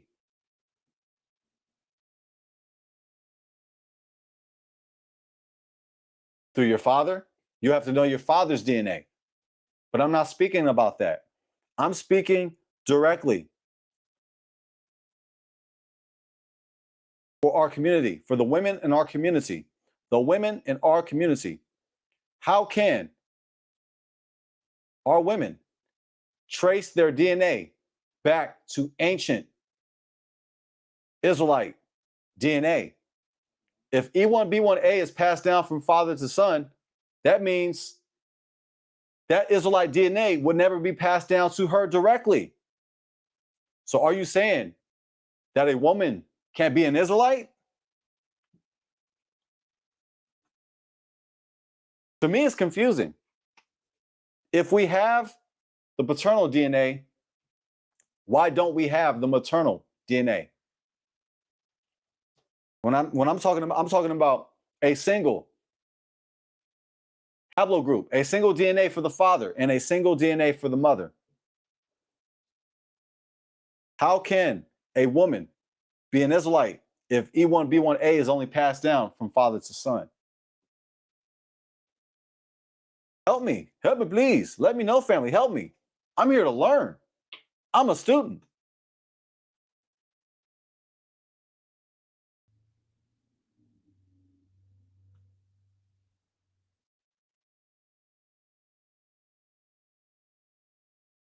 My conclusion. We do not have a single paternal or maternal haplogroup for ancient Egyptians. That is so key. We do not have DNA from the Lachish skulls. We have the craniometrics. We have dental analysis. We know the Lachish skulls. We know that they were black, African, melanated. And that's further proved when we look at the Lachish reliefs that the ancient Israelites, through the reliefs and through the remains, were African, melanated, and black. But what we don't have is DNA. And if we did, how would we be able to know definitively what the single DNA for the ancient Israelite man is and what the single ancient Israelite DNA for the mother is? How will we know that? The Israelites mixed, the Egyptians mixed. You have to know each and every single surrounding group around you. You have to know their DNA definitively.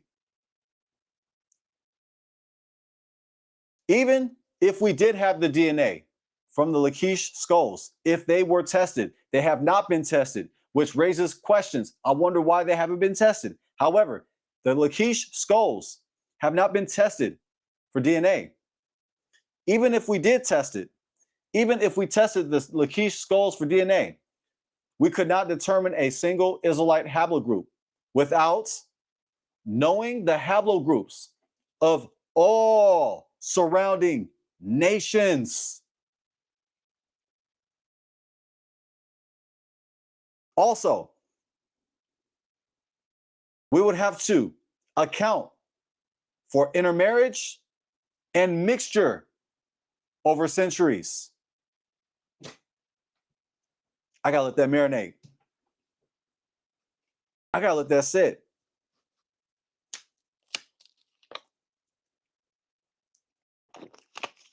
Check it. The Jewish and the Hebrew Israelite communities use modern DNA and assumptions. Both groups do it. And I say this out of love. I got love for both groups. Yes, I do. I'm a Hebrew Israelite brother that's all about love. All about love. All about it. Allegedly. No, I am family. I am. I try to be. I try. Sometimes it's hard. Sometimes y'all be getting on my nerves. Not all y'all, but the ones, you know who you are. Both groups use modern DNA and assumptions to prove that they're Israelites. So what's my position? DNA is subjective.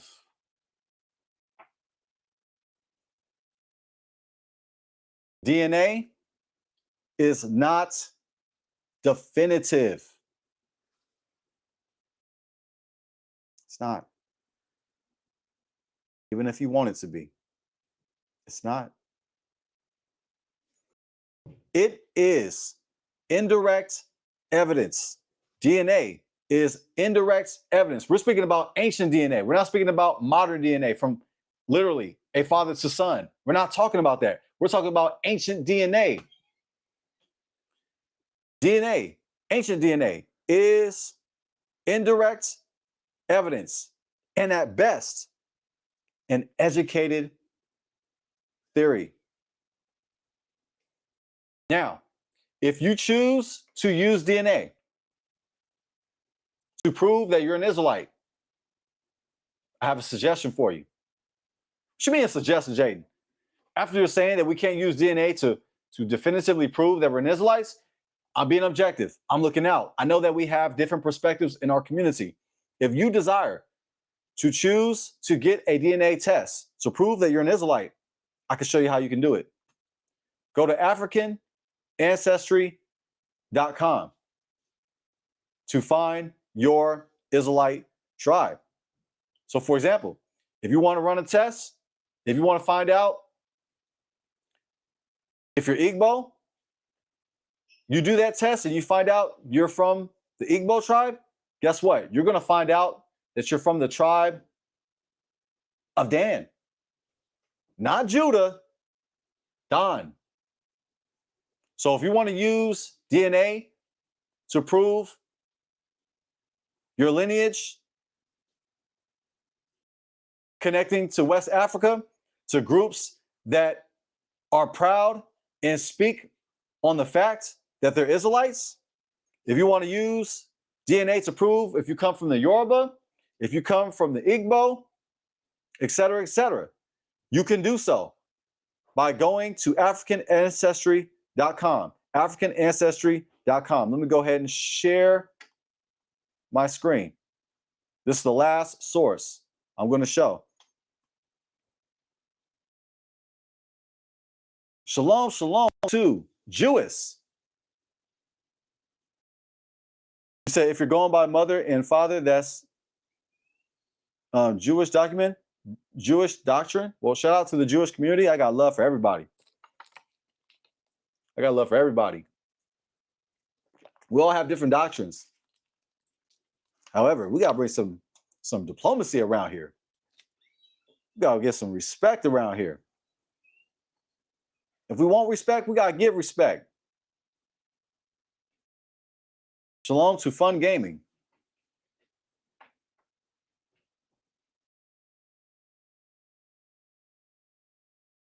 Okay, so let me go ahead and share this website. If you would like to get your DNA tested to find out who you connect with, you can do so, family. If you want to find out if you're from the Igbo, you can go to AfricanAncestry.com right here. Discover your African ethnic group with complete DNA security. Right here, family. Find your roots right here. About us, check this out. Check it out. 22 years and counting. African Ancestry is a company that helps expand the way Black people view themselves and the way they view Africa. Founded in 2003 by Dr. Rick Kittles and Gina Page, African Ancestry is the world leader in tracing maternal and paternal lineages of African descent, having helped more than 1 million people reconnect with the roots of their family tree. With the industry's largest and most comprehensive database of over 30,000 indigenous African DNA samples, African Ancestry determines specific countries and specific ethnic groups of origin with an unriveted level of detail, accuracy, and confidence. African Ancestry is committed to providing a unique service to the Black community by working daily to improve the cultural, emotional, physical, spiritual, and economic well-being of people across the African diaspora. Subscribe to the newsletter and the founders. Check out the founders. That's right. Black owned. African Ancestry is Black owned. It was created by the founders, Dr. Gina Page, co-founder and president, African Ancestry Inc. Sorry about that. Let me go ahead and remove my comment. That way y'all can see it. Industry pioneer, speaker, entrepreneur, country of origin, Nigeria, tribes, Hausa and Fulani, tribes, Hausa and Fulani. Dr. Rick Kittles, PhD, co-founder and scientific director, African Ancestry Inc. Industry pioneer, leading geneticist, entrepreneur, speaker, country of origin, Senegal, Nigeria, tribes, Mandinka, and Hausa. All glory to Yah.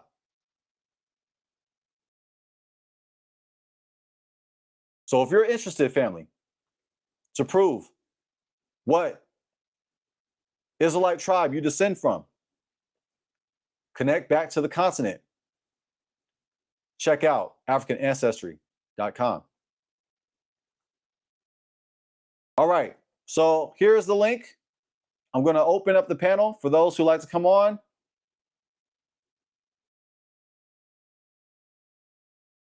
Join the link here.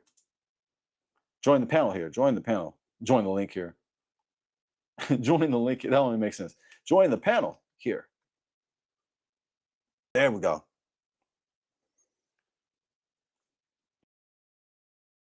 So if you'd like to come on the panel, here's your chance.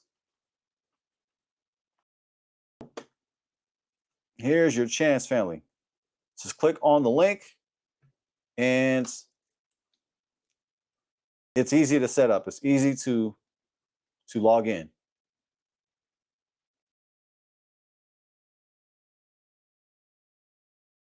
Please feel free to voice your opinion, your thoughts.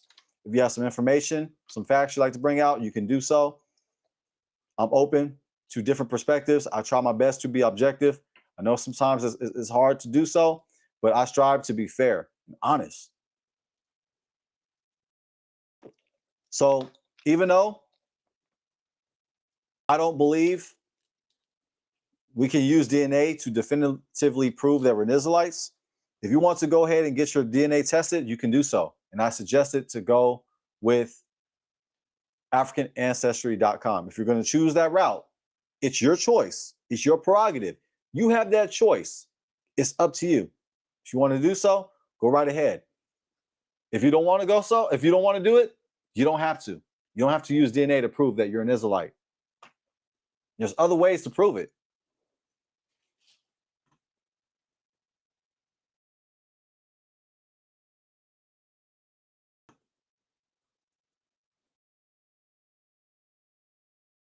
So give me a chance to check the chat, see how we're doing.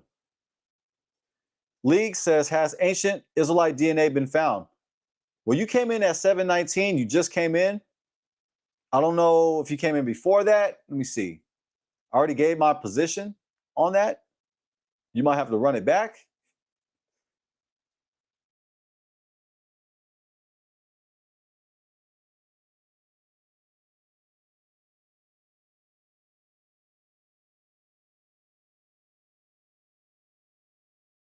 Leviticus 24:11. Very interesting.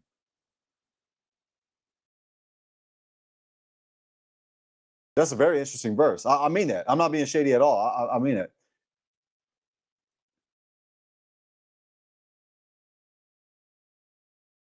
Oh, okay.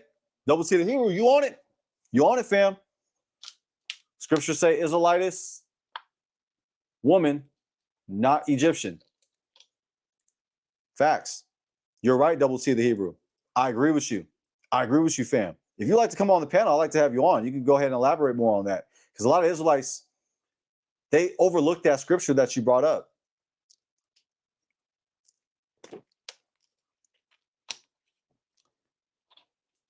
But yes, using DNA to prove that you're an Israelite is subjective. It's subjective.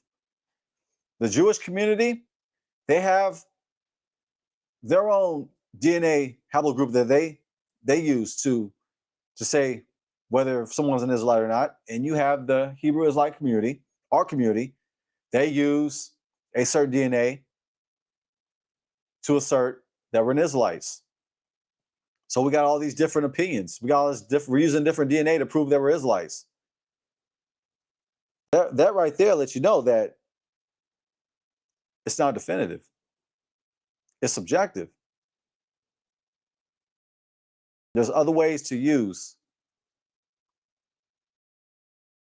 There's other ways to prove that you're an Israelite.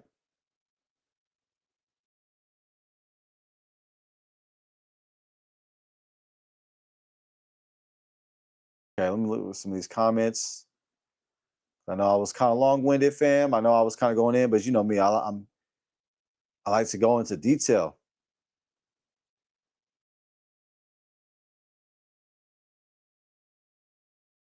I think we have somebody in the chat. We had somebody, then they logged off. Come back on. Come back on. There was somebody. But as you do that, I'm going to go ahead and continue to look at the chat. Some of these comments I'm not even going to entertain.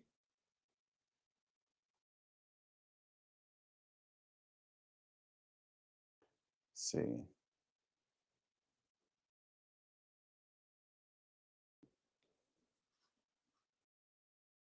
Wow, fun gaming. That's a good point you brought up. You brought up a good point. You brought up a good point.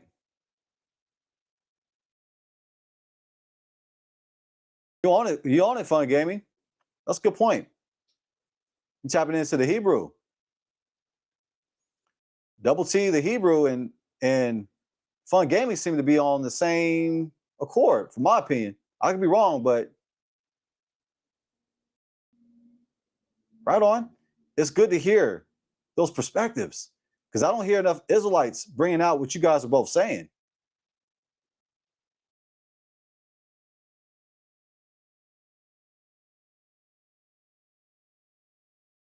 Shalom, shalom to Yaakov. That's the elder. Shalom to the elder.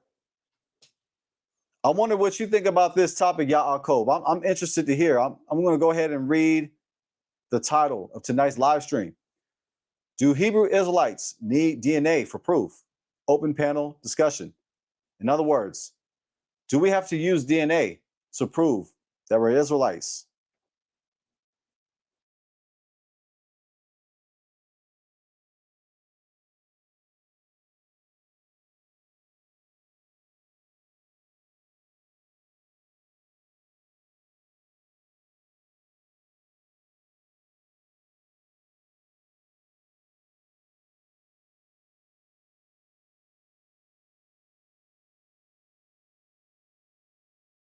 Just looking into the chat, seeing what I missed.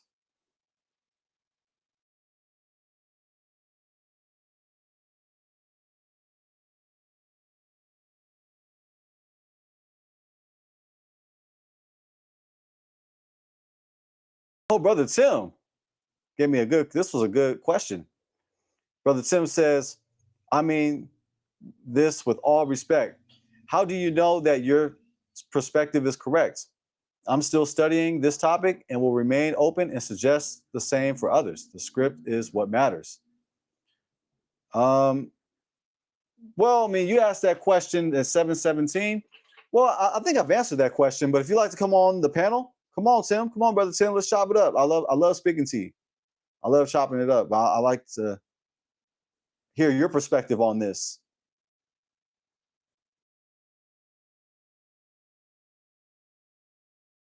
But yes, Double T, the Hebrew, and Fun Gaming brought up some good information that is underrated. I don't hear much.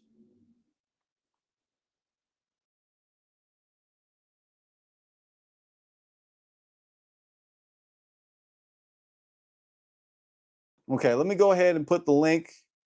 I'll go ahead and put it back on. If nobody's gonna go on, then I'll just cat off. But let me see. I'm giving y'all a chance. I know that Son of Israel wanted to come on.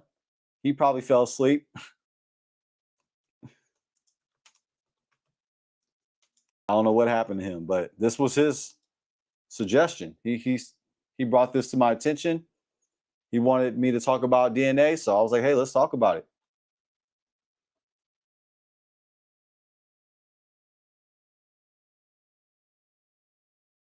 You want to join the panel? Here's your opportunity. Accept it while it's here.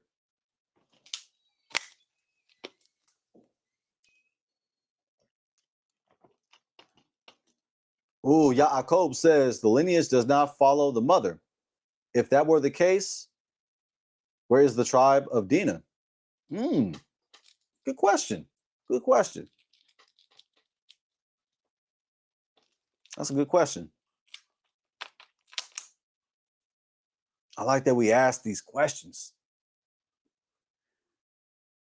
I think we got somebody pulling up. Yes, Yosef, give me a second. Let me go ahead and do the right thing. Let me do the right thing. Just 1 second, Yosef. I gotta do the right thing.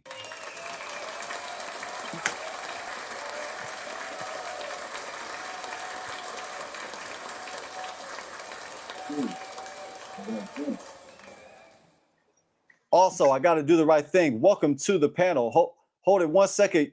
Ooh, Yaham. I gotta say, welcome to the panel. To my fam. Ooh, Yaham. What's good, fam? I gotta.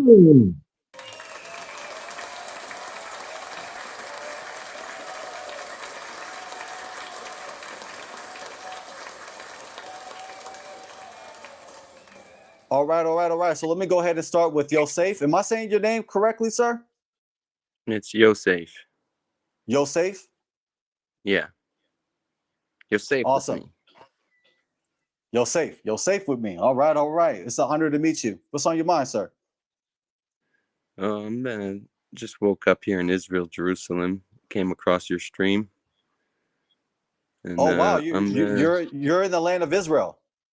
Yeah, born and raised. Salute to you. Yeah. And now about this lineage mother stuff and how lineage follows the mother. So I know everyone knows, pretty obvious for people in this group, I guess, that traditional Judaism, we follow the mother. And yeah, can you mute that person? Because I can mute myself, but if someone's gonna laugh in the middle, I could leave now. Oh, well, I gotta say this, Yosef. We're all about peace, love, and unity over here. I don't know if this is your first time on this platform, but the way how I get down, I'm a Hebrew Israelite brother that's all about peace, unity, and love. I know I say that a lot, but I'm all about diplomacy, allegedly. I try to do my best. But hold your thought, Yosef. I like to give everybody an opportunity to introduce themselves, and then we'll go around. We'll pass it around because I would like to hear your position. But just hold that. Welcome to the panel. Yaham. What's good, King? What's up with you, bro? Hey, Man. shout out to everybody that's in the panel. Hey, man, I've been kind of impressed with what I've been seeing going down on the channel and in the chat. Israel, remain strong. Keep your head up. Don't let nobody deter you from what you're doing. I see it happening. I understand why it's happening. I just don't know why, instead of them explaining to us that we are not Israel, that they don't go and talk to the other people who need the word of Christ. Go talk to your friends and family members who say hateful and hatred things. Because as far as my family, my household, my intentions, it's all to praise the Father and to return to the law, statutes, and commandments. Anybody who wishes to do other than that, man, I wish you peace on your journey. But please do not get it misconstrued. You do not want to become an enemy of my Father. My hands are tied, so you can feel however you want to feel about whoever you want to feel. But if you can't say praise Yah, please return to your mother's house. Woo! Wow. Fire. I gotta say this, man. This is it's an honor to speak to you in person. I appreciate the love and the support that you show the ministry, the encouragement that you give me.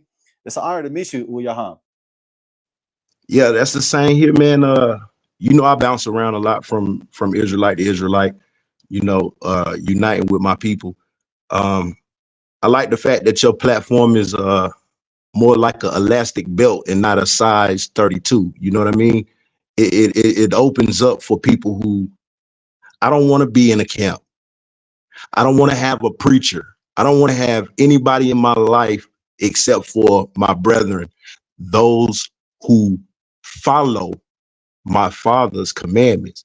If you don't do that, you ain't no teacher to me. You ain't no brother to me. You not even a friend to me, because if you go against Yah, you are his enemy, and his enemy is my enemy. Off with your head. And that comes from a man of peace. On your journey, be safe, because we all here just to enjoy and say hallelujah. As many times as you can say hallelujah, say it.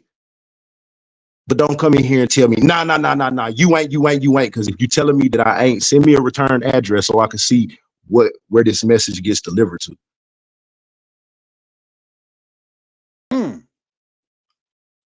Wow. I don't have a shofar, but this is what I got. That's my ghetto shofar. All right. I like that. Let me go ahead and pass it on to Double T, the Hebrew. It's an honor to meet you for the first time, my brother. Welcome to the platform. King. How you doing, brother? Shalom, King. Shalom, shalom. Man, I am told, may old. I am good, very. Told meaning good, Me may too, old meaning blessed. very. Man, so good, so good. It's an honor to meet you in person. You show a lot of love, support, and edification to the platform. And man, I'm honored, man. What's on your mind, Likewise. King? Likewise. I mean, it's good to build with brothers such as yourself, man. Putting out this work for Israel. Man, I'm blessed. I'm blessed to be, you know what I'm saying, a part of it. I'm blessed to see it, man, and I love my people. So, man, I'm glad and I'm blessed to see what you're doing, man, and keep going, man. Thank you, thank you. All praises to Abba, all All praises praise. to the Father, all glory to God.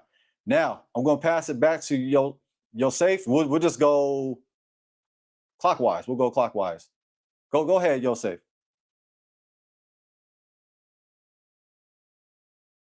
You're on mute. You're on mute. Unmute your mic. Oh, so I was going to speak of the initial reference in Genesis to nationality following the mother. So if you go to Genesis 17, 15, it says, God told Abraham, don't call Sarah your wife Sarai, call her Sarah, and I'll bless her, and I'll give you from her a son, and I'll bless her, and she'll be nations, and kings of nations from her will be. And it's from her, like in a singular from her.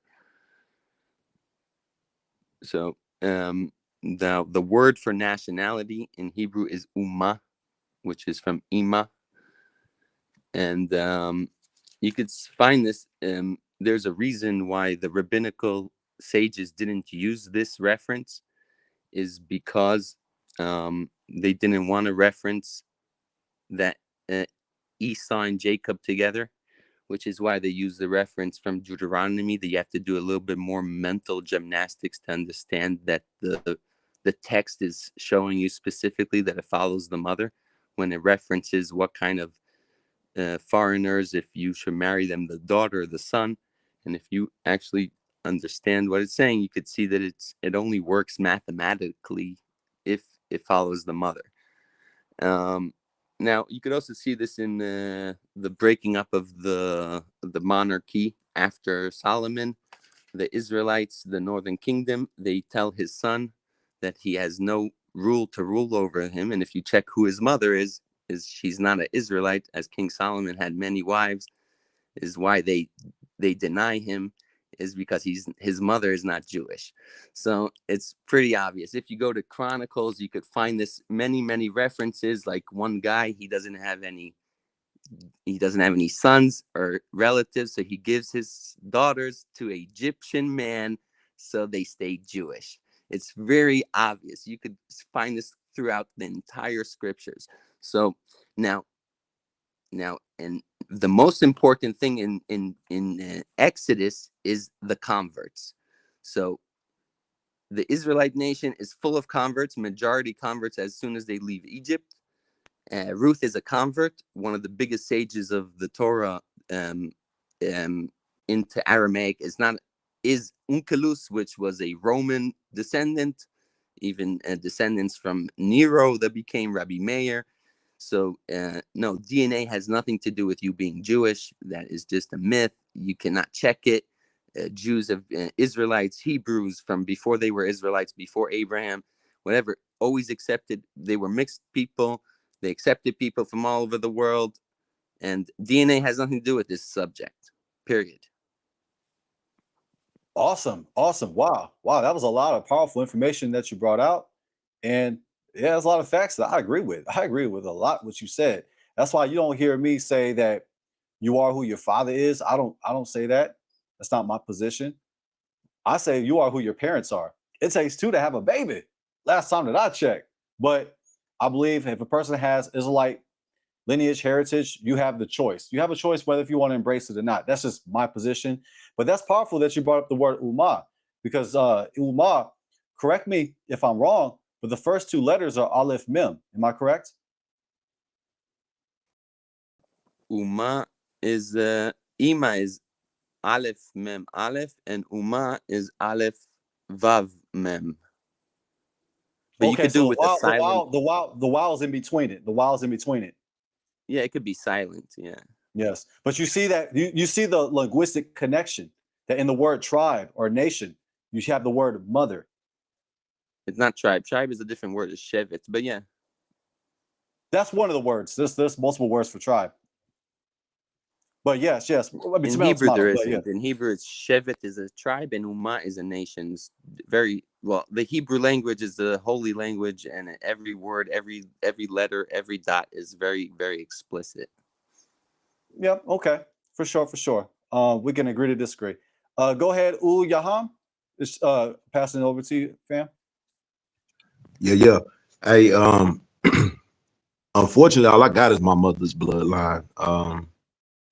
Let the record show, not just myself, but a lot of my people have no genealogy that they can trace from their father or their mother. And if you can, I double dare you to go more than 3 daddies back, right? So while I do believe I am an Israelite by blood, and while I do believe what the scriptures say, I do think that I'm an Israelite. I have a strong inclination that I'm an Israelite, but I also would settle for a Gentile if I'm not of the bloodline by following the Torah, honoring Israel and blessing Israel along the way. Like those are just some small things that even if my mom and my daddy was your mama and your daddy, I still would feel like I would have to do those things in order to get into the palm of the Father's hand. Now, it's not for me to say that you are or you aren't, but I can say that by their fruit you will know them. And if your fruit comes from the land of Israel that is currently occupied by those that were put there by the United Nations,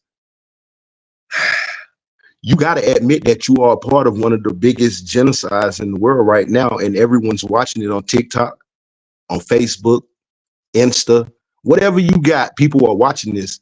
I know that you say, well, they slapped me, so I'm going to chop off their hand. You No, know, don't you want me to respond to this? I will respond. Don't tell Hey, me what I say. Yosef, you cut off Uyaham, you cut him off, please. Let the brother Well, speak, please. he said accusations, you'll and have then no, your and no, then he turn. started speaking You'll on have their it. behalf. You'll have your turn. Trust me. I'll give you the ball back. Let's just be civil, please. Respectful. Oh, Go I'm thank you, ahead, brother. civil. Uyaham. Why would you think Thank I'm you, not brother. civil? I don't want. Somebody I don't start want. laughing earlier, and you kind of like penny bunched on them. And I'm not saying that I would laugh at you or in your face, but what I am saying is, people who live in glass houses shouldn't throw stones. Now, like I was saying, what is happening? Put your people aside, because if we're not Israel, you ain't nothing either. So what I'm saying is, if you live in a nation where people are being murdered and you stand aside and say nothing, you might not be of the bloodline Israel. Not saying that I'm talking about Israel. I'm talking about the United States of America, where African Americans are gunned down by the police every single day, and the police want to give them immunity, and people say that's a great idea. So even if you get me on one point, find me on another point, because Torah will not lead you down a path where you have a one-way street. Trust me, you'll see how you got down there and how to get back. So if you call that righteous, explain to me what's going on in my country, since I don't know your country as well as I think I do. I don't know about Oh, America. I don't okay, know. let's You go. just mixed in a whole. I don't know where even what you're talking about anymore. It's not Just, making any sense. Sorry. let me go ahead. Let me go ahead and pass it to Double T. Go ahead, Double T. Then we'll pass it back to Yosef. Go ahead, Double T. Yeah, I had one thing. I was reading Esther, right? And it was a mass conversion, reading Esther. A lot of us don't talk about that. And I want to know why we don't mention that. You know what I mean? Well, why don't you mention the mass conversion out of Egypt thousands of years before Yeah, Queen Esther? Why go only right. to Esther? Oh no, right. I agree. As I stated that in the chat, we left Egypt, you know what I'm saying, with the mixed multitude. So I agree. There's no beef when it comes, to that, so to speak. So I Yeah, agree. But just I'm also another saying, mass conversion event. yeah. Yeah. This is when the Israelites was already established. True that, coming out of Egypt as well. But you know what I'm saying. I'm talking about, The doing, Hebrews were also yeah. established before Abraham. So that's just No, a, no. a, a This narrow I'm view of correct. history. But yeah. Right, right. No, no. I agree. I'm more focusing on the Israelite part. You know what I'm saying? Like we was a nation. You know what I'm saying already, and you know what I'm saying, the admixing. You know what I'm saying? In Persia, and the conversion. You know what I'm saying? That's what I'm talking about. We don't Yeah, that talk was about always that. part of the. Yeah, I would Eh, say like very very crucial part of Judaism is the point that the world was all built in the holiness of the land was everywhere, and the tradition says that the entire world will return to be in the holiness of Israel, and the cry that we see around the world that everyone wants to be called Israel is just the fulfillment of prophecy as predicted in Genesis 1:1. okay. Yeah, Now that was there just will me. be I just want to. Yeah. a priestly nation to guide the world in the message from Sinai, as that's how the Almighty intended it. For humble nation like Moses to deliver the message, as the teacher has to be humble and non-egotistic whatsoever. Now, I heard some genocidal claims and stuff before. I don't know what the guy was talking about, but if you're talking about the Arabs in Israel, Islam, it all the time provokes and promotes killing of Jews. The Palestinian Authority, the Hamas, all the schools of UNRWA in Israel, they literally teach their kids to kill Jews. That's all they do. They're focused on. Their main focus is to kill Jews. And yes, we will destroy any school, any population, any people who teach to genocide my people. We will destroy them, as the Torah commands us to protect ourselves. We will eliminate any genocidal attempts against us, and we will not be apologetic about it. Gaza will be dealt with. We will not let Gaza to continue. No schools in Gaza will be standing as they teach to kill Jews. They are Nazi type. Worse, Islam teaches to kill Jews. I don't care if you're Muslim. I don't care what you are, atheist. If you teach to kill Jews, we will deal with you, and we will not be apologetic about it whatsoever. And I'm not ashamed of it. I'm proud of it. We will destroy every school that teaches to kill Jews, and we will destroy anyone in any attempt, any ideology that teaches hate against us. And we're proud of that. Now, have that message ring loud and clear. And if you want, check out my channel, Yosef Israel, where I have the real Asbara of Israel, where I have videos that say, if you have a problem with Jews in Judea, you'll have a problem. If you try to kill my kids hiding behind your kids, I'm coming through your kids. I know you don't care. Arab barbarians, they don't care. They put their kids there on purpose, but that's not my problem. If you try to shoot my kids and you hide behind yours, I'm shooting yours. Yes, I gotta say Wow. that it's very, very, it's tragic. It's very sad of what's going on in the Holy Land right now. My heart goes out to both sides. I'm neutral. I'm for life. I'm all about No, you life. should watch. Aza TV has Farfour. It's a mouse cartoon that teaches kids to chop Jews' heads off. If you're neutral about that, you are the problem. You see, people that are neutral about people targeting people just because of their ethnicity and their beliefs is the problem. If you're neutral about people promoting the killing of Jews, you're part of the problem, period. I disagree with you, sir. That's what's up, Yosef. But I have it's a crazy question though. they have a multi-billion-dollar industry on the destruction of people who look like myself, and I have never heard anyone that claims to be a ish child of God step in and say, you're what just is a happening? racist Nazi. You're No, obsessed, no, sir, You're obsessed racist, dude. you're You're safe. obsessed racist. You're Anyhow, I gotta safe. go to pray. It's time for You morning are prayer. safe. But you Take know care, one thing guys. I wanted to, Keep up the the one good thing I work. wanted The to real, say to true, you, almighty Yosef, God of Israel will never be defeated, never slumbers, never sleeps, and we will defeat anyone who comes against us. You've Don't been leave. Don't warned. leave. Stay. Don't leave. I Don't gotta leave. go to Don't leave. I gotta Don't go leave. to synagogue, man. hey, We got but I prayer in the want to tell morning. We you, got the true, almighty God. Come on. Stay with us. vengeance belongs to who? I'll be back. You have a very proud spirit, I'll brother. be on your You show have a anytime very you man. proud want. I spirit, gotta go brother. to synagogue at 6 o'clock in the morning. Wow, 6 o'clock in the morning. 6, add 2 more with it. Yeah. Well, I'll say to you, Shalom Aleichem. I Shalom gotta go Aleichem. put on my totafot, Tommy, as the Bible tells us. Yosef. Shalom Take Aleichem. care. don't Shalom forget your Aleichem. fingers, man. Yo. Okay, so what I would like to say is that I'm all about life.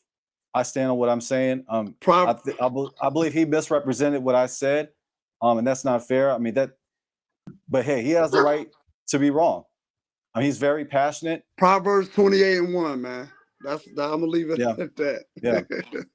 I just didn't want to read. I didn't want to try to match that same energy, because I see that a lot with our family. A lot of us we turn up on, we turn out, we turn up on others. We turn up on our own people, but especially from other communities, we like to turn up. But I like to do things differently. I wanted to at least give him a chance to speak what he had you know, what was on his mind, what was his perspective. But he just seemed like he was just very, very passionate. And hey, I thought that was unfortunate for him to misrepresent us Yeah, like that.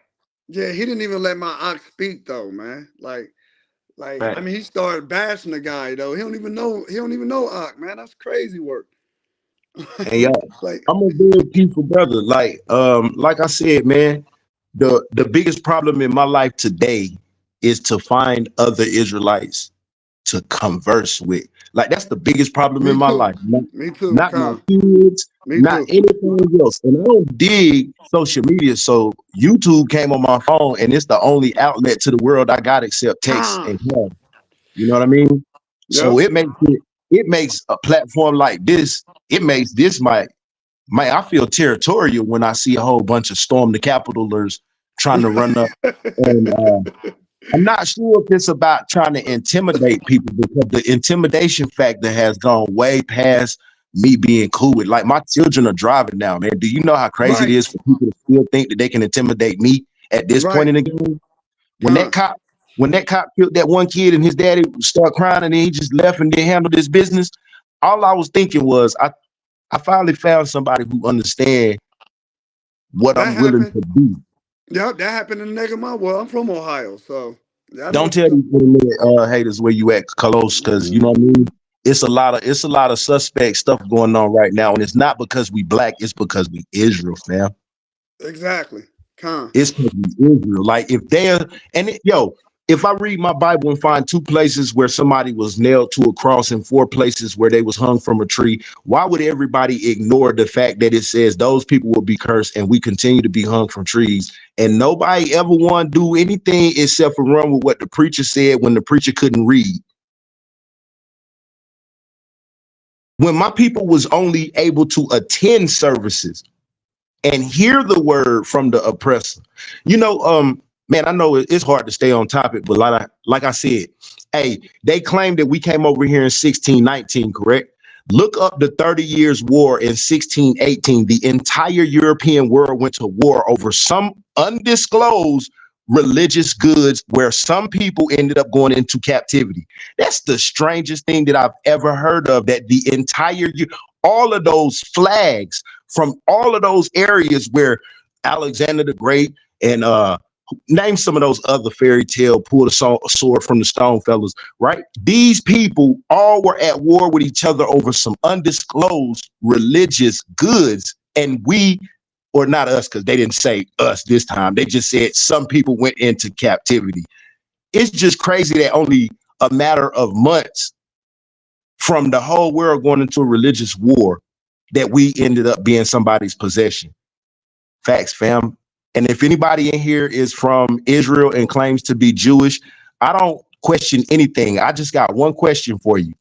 Out of Israel and Jewish, explain the ish to me.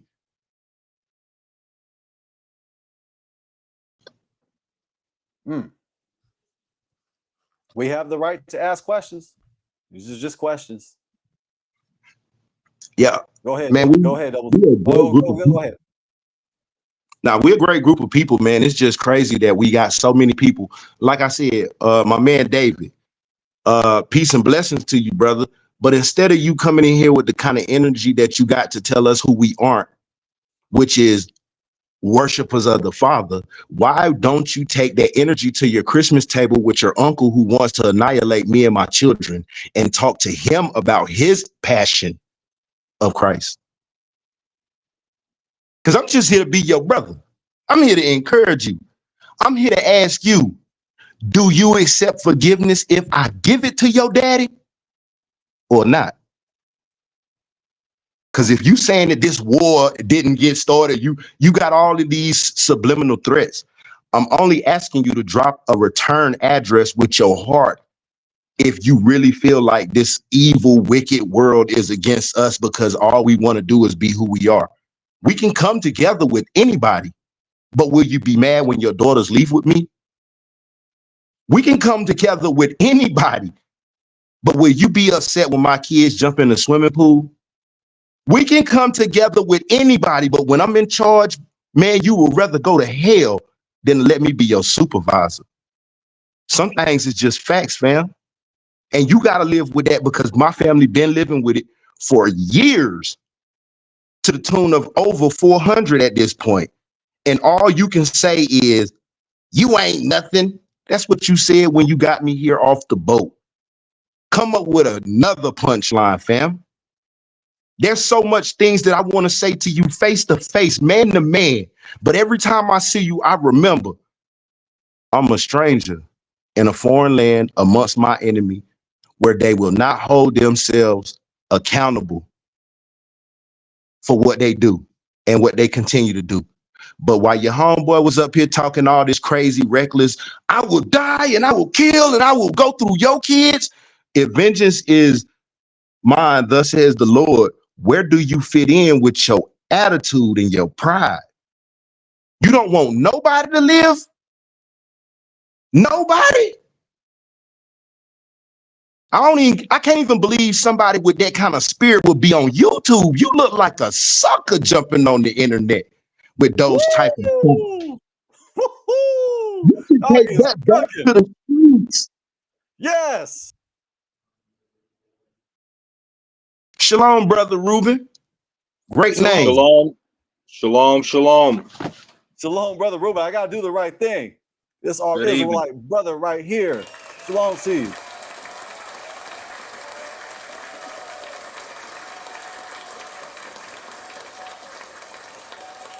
What's going on? What's going on tonight? Man, when did you come in? Well, let me ask this. Did you come in? Did you get to see the Jewish man that was on here? No. Oh man, you missed some fireworks. Jewish as in the synagogue of Satan? Whoa. Tell him again, Reuben. Tell him again, Reuben. I know you don't like them neither. I know what it is. I'll just say allegedly. There you go. Allegedly. There you go. I'm on YouTube. We're on YouTube. Like, I just got monetized, family. I just got monetized. So shout It's out to hard for YouTube. them to sue the Bible, brother. The Bible said that. It's hard for them to sue the Bible unless you want to get after the Joyce Myers copy.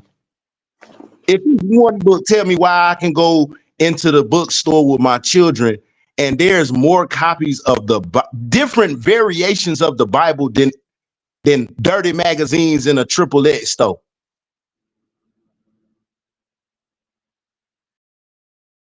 All right, man. I want to preach now. Yaha, man, you make me want to preach. I want to get on the pulpit right now. Man, Man, let's go. Let's go. Go ahead, brother Ruben. What's on your mind, King? I just like to stay on topic, and the DNA of Yasharel, right? And I just hold that I just don't know if I could trust DNA testing, that's done through you call it the system, so I think that without a shadow of a doubt that the melanated brothers of America and they're scattered all over the ends of the earth are Yehuda, without a shadow of a doubt. And I believe that our Messiah is melanated. And no doubt about it. So I also believe that the Native Americans and specifically there's 5 tribes that practice Torah. And I don't know the names of them, right offhand. And our Hispanic brothers, I truly believe are blood lineage of Jacob. And I mean, there's just no denying it. And Matthew Nolan does a really good teaching on Judah and proving that Judah is melanated. As far as the Native Americans and the Hispanics, I don't know too much about them, but then we go off of the New Testament, and it teaches us that that not all of Yasharel is Yasharel, and it's just because they reject the Messiah, and it hurts my heart, to hear, brothers, speaking against the Messiah. And when I say against, I mean that they deny that he's the Father. They deny that he is the King of Kings, that he's the Master of Masters, and that he was created, and basically saying that he is another Elohim. So I think that's a big, great divide. And then we get into the virgin birth, and we get into salvation is only for, the black man, the native, and the Hispanic, and I can't get down with none of that. So I think at the end of the day, man, Abraham, he was considered righteous by faith. He believed in the Most High, and he was accounted righteous. So just one more thing, the Tanakh, it clearly teaches us that Yah sent Yasharel to be a light to the nations, and the law, the Torah, will go forth to the nations, and Yasharel will be the kings and the priests of the world, of the universe, and they will take the law to the nations. And praise be to Yahuwah, the Most High. Hallelujah. Hey, Woo! Brother Ruben, don't ever feel like you got enemy in a brother like me, as long as you can spit the truth and know that there's only one way to go. You know what I mean? I want to ask you a personal question. I'm not gonna say that you're a Caucasian, because I don't know how you feel about being called, just the same as I don't like to be called black. But do people of your peer groups, do they reject this with hatred? Well, I mean, I get down and have debates with like Miami Sakari, Phoenix Sakari. Those are the main two right there. Taz in Phoenix and Rob in Miami.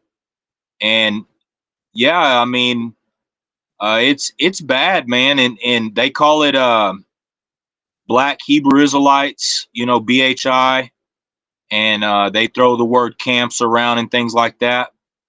It's just, I consider these guys my brothers, man, and they're supposed to be my elders, and they're supposed to be men that I can look up to, but there's just a lot of twisting of just plain, simple scripture that's just very clear and cut. So yeah, there is a lot of animosity, man. So yeah. Thank you, sir. I needed to hear that, just because the world pretend like we just a bunch of peons. And why would anybody have any reason to be hateful or have animosity towards us? And I strongly disagree with my brothers in the camps that stand out with the bullhorn and scream and yell, because they are putting not just themselves in danger, but they putting a lot of women and children in danger. And the same way that you can understand scripture and know exactly what we dealing with right now, it's some people that couldn't deal with me as a supervisor just because I was in charge, and I was the most fair supervisor they probably had ever had. But I needed to hear that, because I'm definitely gonna allow my kids to get a playback, because my kids, they were born into this new age thing where they hear everything that I say, they believe and they understand. But the one thing that they refuse to believe is that anybody in the world could hate them based off of just their skin color and because they are Israelite. Real quick. We got to introduce to the panel what's good with 12TJC. Shalom, my family. Yeah, shalom, King. Hey, hold up, go do your thing, man. You got to look at that wall and flip. Just bust your head up against the wall 99 times. You said you was leaving, man. Get out of here. Not just because I'm trying to be rude, but because you told us that you didn't have time for an interesting conversation with people who are not willing to attack you, but people who are willing to sit down and have a conversation. And now you want to stay in the chat room, man. That's crazy. Yeah, we some see him. haters, We I see him. guess. Yeah. Guess Yes. I got some haters.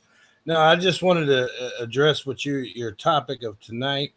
Real quick, 12C, real 12C. Hey, Imabithia is our moderator.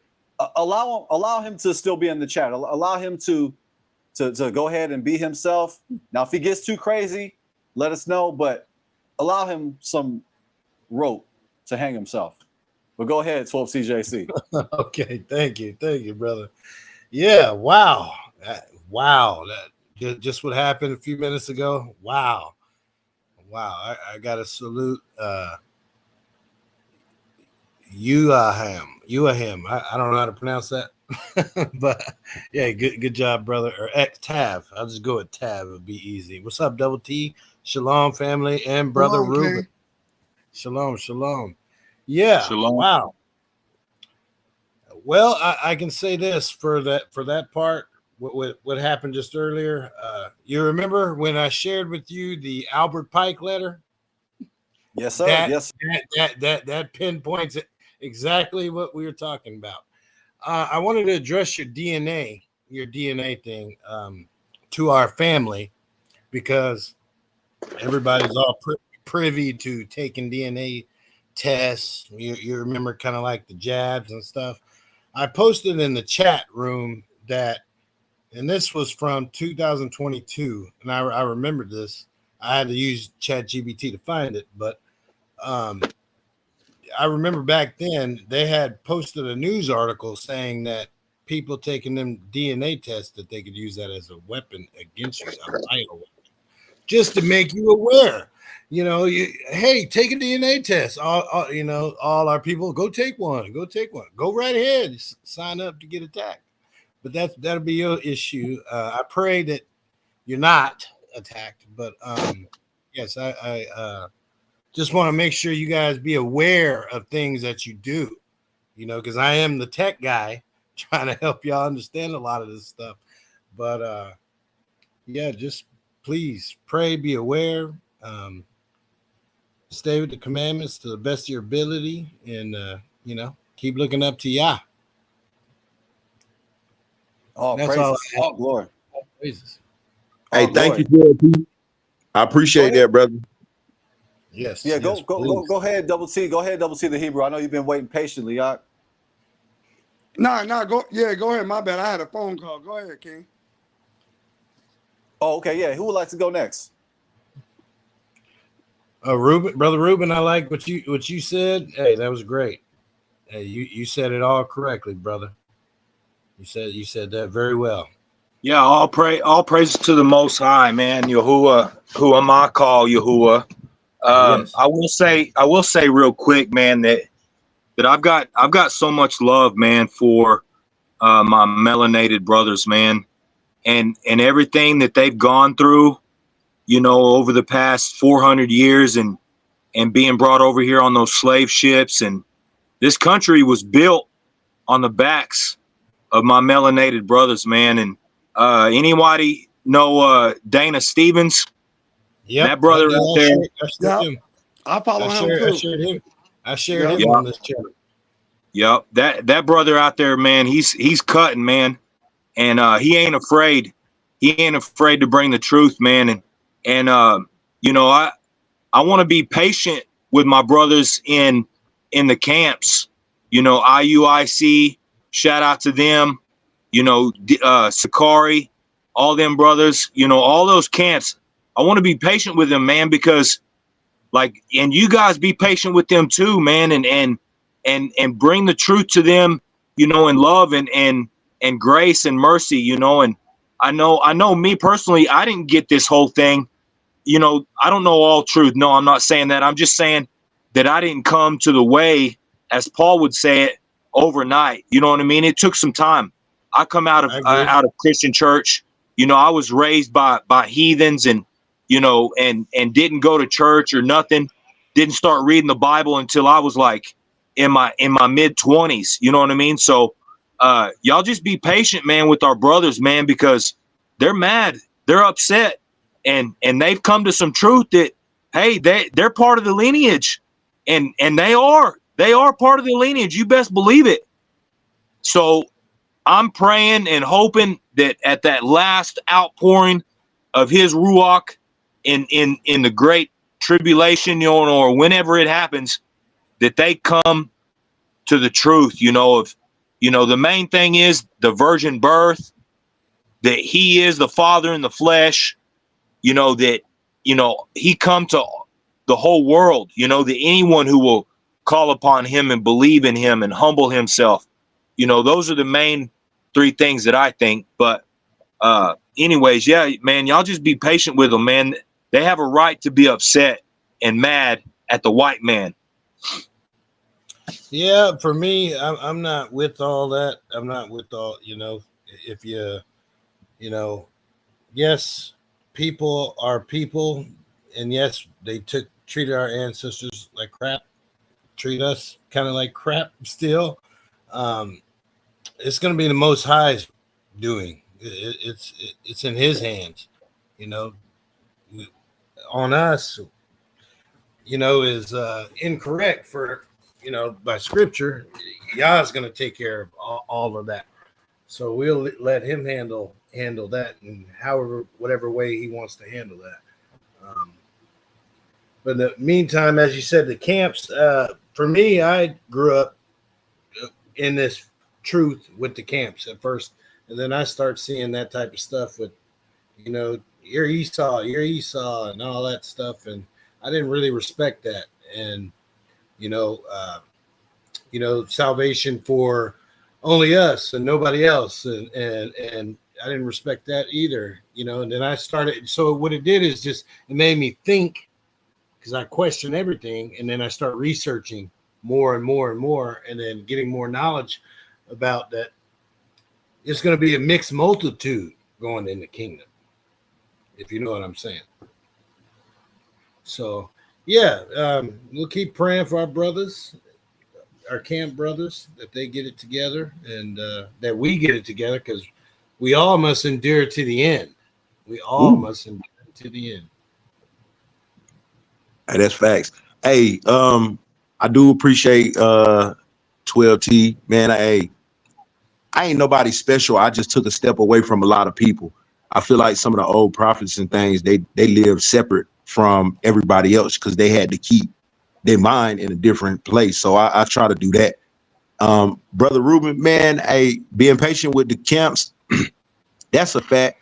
I have patience for them. The only thing with the camps, like I said, it don't matter what they say, how true it is. It's a good way to do things. This is where I feel like the whole, how you gonna have these guys eat without washing their hands? Like, yeah, it ain't a law, but these dudes should probably figure out that they are offending more people than they aim to teach. And it's not that they intend on it offending nobody, but I think they get a guilty pleasure out of the fact that they can do it, and they push it to the limit. And I don't believe the 12 tribes chart either, because I feel like that's a part of they we don't have sponsorship, so we'll just broaden the advertisement. Hey, I like that. I'm gonna salute you on that, brother. Yeah. Now, if they had scattered tribes too on there, maybe I might believe it a little bit more. I don't believe it. Y'all know I don't believe it. I covered that on an episode. I don't believe the 12 tribes chart, but hey, so they can believe that if they want, you know, but I don't. But yes, we do gotta be patient. We do gotta be patient. Hey, it'll be horrible. I'm sorry. My bad. I was gonna say it'll be horrible. So, like, Brother Ruben, just hearing you speak and understanding that the spirit that you got ain't coming from like some of the places I've seen it come from. It's horrible idea that just walking down the street saying, do why diddy, somebody might say something to you that might switch that whole mentality and mindset just because they preaching from an arrogant standpoint, or a standpoint where they understanding is lack thereof. You know what I mean? That's my only qualm. Other than that, yeah, they get the same patience as everybody else, man. Even my neighbor, well, I never knew that they made Confederate flags in so many different items. Like this boy got Confederate flags of every variation. I'm talking about a cigarette lighter, his boxing shorts, his wheelchair had hubcaps on it. I was like, what in the was he? But that kind of spirit, man, I'll still be patient with him because his hatred only comes from a lack of understanding. He know that if his power went out and he needed a cup of water, I got him. I don't know why he would put a bullet through my head because of my skin tone when he know that I would put life in his veins if I had the power to. That's crazy. Ooh. Wow. I got to Hey, salute you on that. hey, Jaden, we've got some brothers and sisters in the chat, I think, that are asking about the virgin birth. Jaden, you believe in the virgin birth of Mary? Not anymore. Not anymore. However, I know that we do have Hebrew Israelites that do believe in the virgin birth. So I'm not trying to force my thoughts on the virgin birth on nobody. I would actually like to cover that in a future live stream and just present my stance, my information. But no, I don't believe in the virgin birth no more. Now, you did ask me on Shavuot. I forgot to answer the questions you asked me, Brother Ruben. You asked me, was I a Christian before I came into the awakening? Yes, I was a Christian. I was born again at 13. I was baptized at 13. Taught my first Bible study at 14. Preached my first sermon at 15 at the Church of God in Christ. I was a COGIG, which is a historical black church in East Oakland. And so I've been saying I was a licensed minister. I got licensed in 2011. 2011 is when I got licensed. So yes, I've had, I've been a Christian for a long time. So, but as a Christian, I used to teach the virgin birth. But as an Israelite, me looking into it myself and doing the investigation, I came to the conclusion that I don't think it's true in my opinion.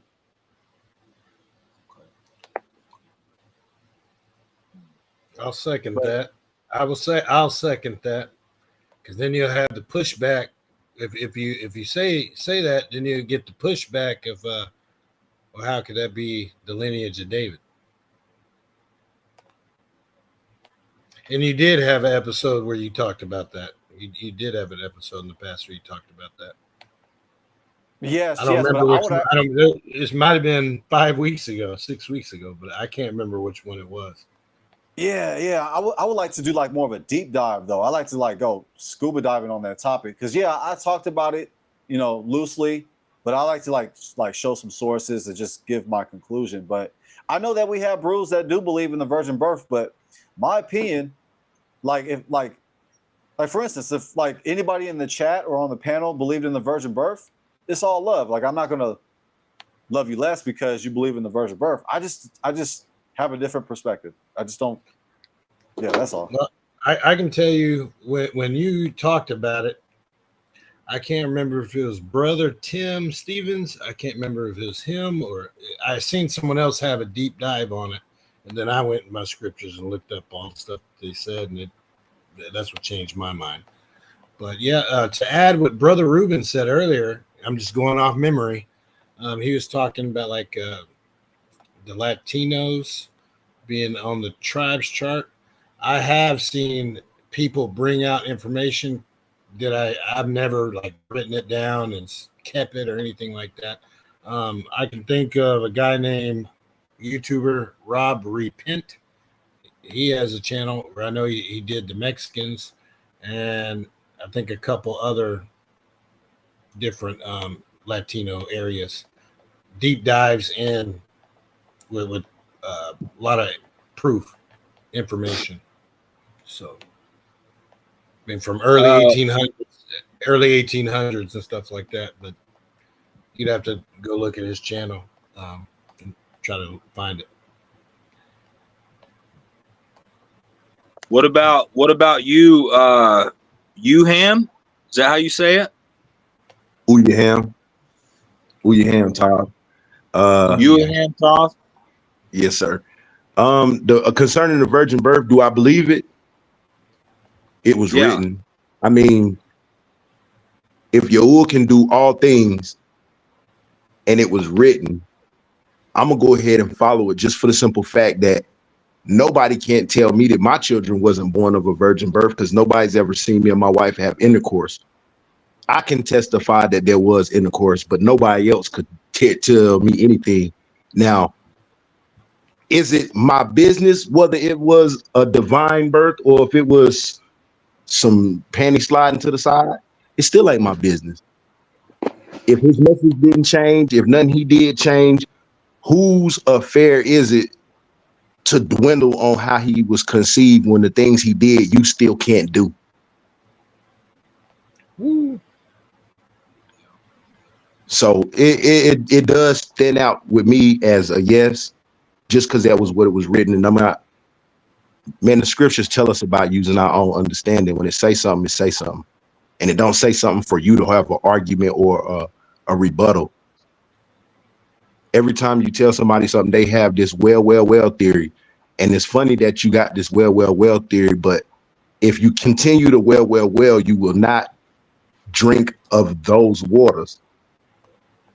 And I'd rather not just continue to say, you know, like we got Messianic Israelites, just like there's people who are Messianic Christians.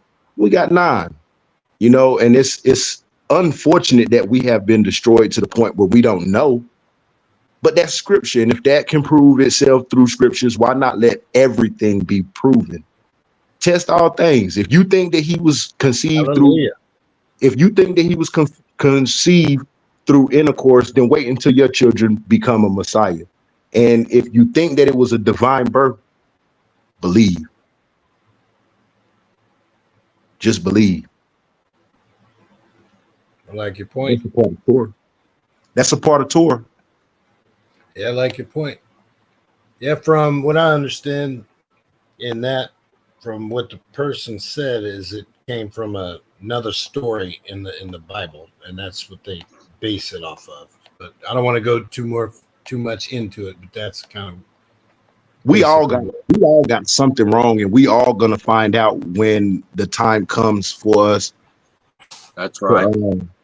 To find out. But for right now, the skeptics, I don't even want to stand near the skeptics. I'm talking about, I remember Aaron's son was like, man, we worshiping so hard right now. I'm finna wave this sparkler on the 4th of July. Like he was that excited that he was like, ooh, I'm gonna do my own thing and see shit like that, right?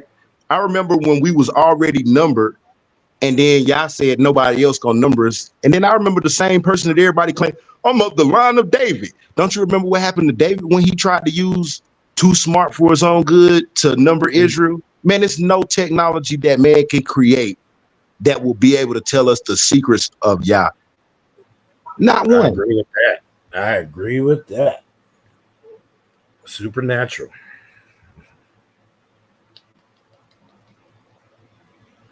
Plus, the 12 tribe chart, do it even talk about the Igbo tribe on the 12 chart? I'm out. Yeah, I said it don't have the scattered. There's Afro-Iranians, Afro-Chinese, Afro-Japanese. Bingo. Afro so, like, how come we on the 12 charts as not Americans, but Afro something, and then you go to Mexico and there's some Afro Mexicans, and then you leave them out to add everybody else? What in the hell is going on, fam? Why the hell we don't have American on there? I want Ruben on my team. See how crazy it sounds when you just throw out a vague statement so that all kinds of people, like these dudes was running around screaming, I will vote for Donald Trump, knowing that everything he say is against us. That's why I can't respect a brother that voted in a certain way. I don't vote, and we shouldn't, because if you choosing a king, you ain't got one in the faith.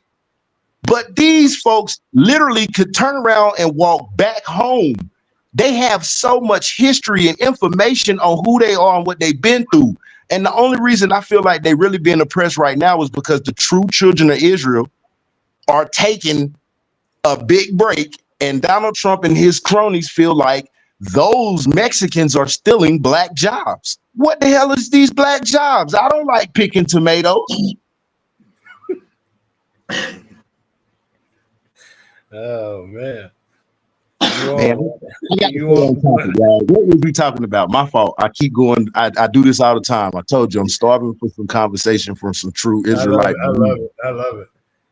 I love it. Yeah, Does I had to be on mute because I didn't want to be laughing while you was I'm talking. sorry. No, you spit some facts. You spit some facts though. does anybody know about the Limbu tribe? South Africa, Limba. Yeah. Yes, sir. Yeah, Man, I ain't are they on the 12 tribes chart? I'm not sure. Do you have a pick of a 12 tribes chart? I'm sure they're all a little different, huh? Man, I Ruben, mean, you trying to make brothers storm the Capitol now? Come on, man, don't make these come and even the Star of David. Nothing against anybody who runs with the Star of David, but I remember in there saying like, is it a Star of Rembrandt or Molech? Either way it go, I didn't Boom. get no establishment of a star from Hallelujah. the Father. So whatever they come with this star, I try to avoid it like the bubonic Thank plague. you. Thank you. I'm gonna clap for you. Thank you. Thank you. yeah, Me you got a too, witness. brother. You got a I'm a witness from witness. 12 TJC. Yeah, because I remember I covered that topic. The topic that I covered a while ago is the Star of David, is it pagan or something like, is it evil? Is the Star of David evil? And I gave my position and 12T gave his position. We were having a good dialogue. It was a good build. And yeah, 12T, would you like to elaborate a little bit more on that? Yeah, well, just I passed you those scripts of what he just said, and I mean, 6-pointed star, 666 inside, inside the star. I mean, I just don't support a pentagram, hexagram, pentagram. I don't know. It's off. Like we talked about. Um, I've seen pentagrams, 6-point star pentagram. That's what that looks like to me. I'm gonna stay away from it. Hey, Push it. so if I can shed some light on something, we know that Hasatan. This is what I believe anyway. Hasatan is the enemy of our souls. He's the father of lies. He's a murderer from the beginning, right? And he steals those things that are holy. And we know that by, for example, the rainbow. He stole the rainbow, which was a promise to us that Yah would not flood the earth again. And now he's using it to promote homosexuality and things like that. Another example real quick is Nike. Nike is a false Elohim. It's a goddess or a god that's worshipped. I think it's a spirit. But underneath Nike, you have the Nike swoosh, the check mark. Well, that check mark is actually a Hebrew sign. It's a letter. And I forgot exactly which letter it is. But it is a Hebrew letter. So I would say, with the Star of David, that it's possible that those two symbols, the triangle, could be potentially a Hebrew letter, and it's just formed into something else, and then it's used for witchcraft. We know that Kabbalah and those extra books of the Talmud and things like that, that they use Hebrew in an evil and demonic way. We know that. So I would just say that we should, be patient with people in that regards, especially when it comes to the star. We know that it's promoted a lot with the camps and whatnot, that we should be patient and realize that Satan's in our midst. You know, that the wheat will grow with the tares, and a lot of holy things have been twisted to bring, you know, corruption and things like that. So Right. I think we came to the conclusion that, you know, like, with respect to whoever wants to use it, and who doesn't want to use it. You know, that's what we came with, or we can call that guy back that was on earlier to come explain it to us. What it's used for. Well, that guy got kicked out. Imobithia No, kicked him out. I'm talking about the one before. I'm talking about the one that was on the show. That Ty was up in. Yosef, you talking about Yosef, right? Yeah, no, he was, after he got off the panel, he didn't go to bed and get ready for synagogue like he said he did. He actually went to the chat. So he got off the panel to go back onto the chat, and he was acting a fool on the chat. I gave him some grace. I still allowed him to do what he was doing, but Imobithia was like, nah, I've had enough. Imobithia kicked him out. But I will say, 12TJC, yes, we did come to the conclusion, because me personally, depending on how you use the Star of David, I don't believe it's evil. And that's just my conclusion. And I got to say this to everybody on the panel and everybody on the chat and everybody listening. When we disagree, and I say when, because at some point we're going to disagree. Let's agree to disagree. Let's be respectful.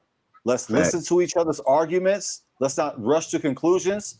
Let's not create straw mans. Let's not argue over straw mans. I see a lot of us do that. We get caught up in our emotions, and then we're debating something that a person didn't say. So, you know, technically it's the Shield of David, but the Star of David, yes, it's connected with pagan origins, but honestly, we don't know the origin of it. We don't know where the Star of David actually comes from. And I read objective sources to arrive to my conclusion. That's how I work.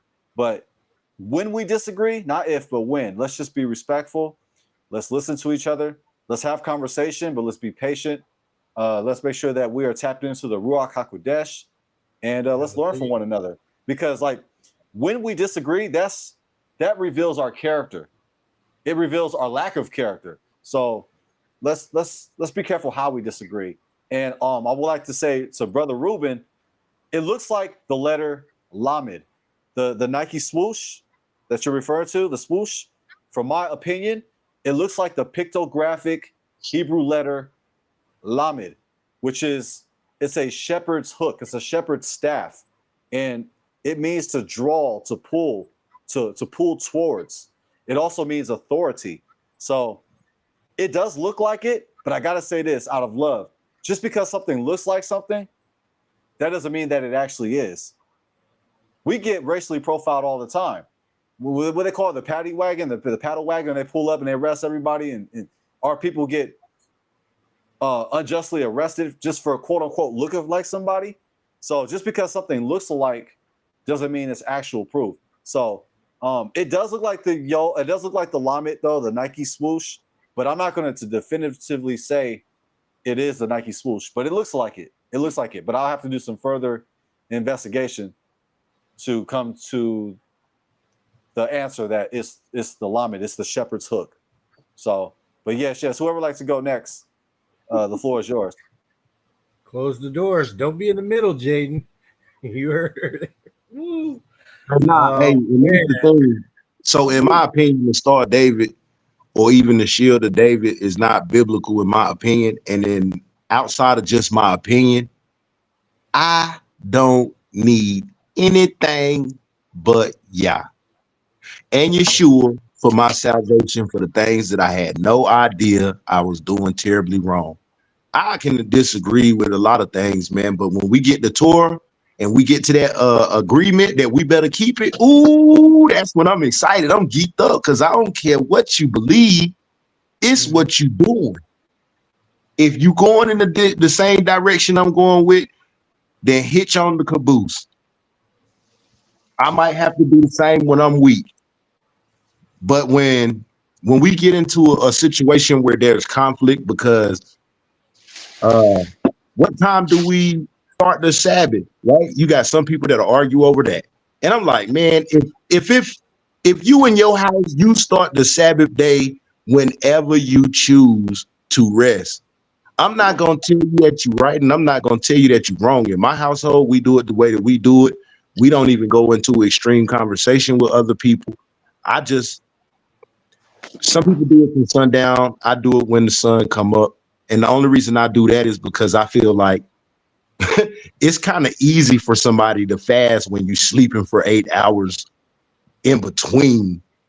You know what I mean? It's kind of easy for somebody to like have a partial day where you can go do whatever until 4 o'clock and then just go home and shut it down for a little while and then sleep in late and then read a couple of scriptures. And before you know it, like you still got time to get ready for the club.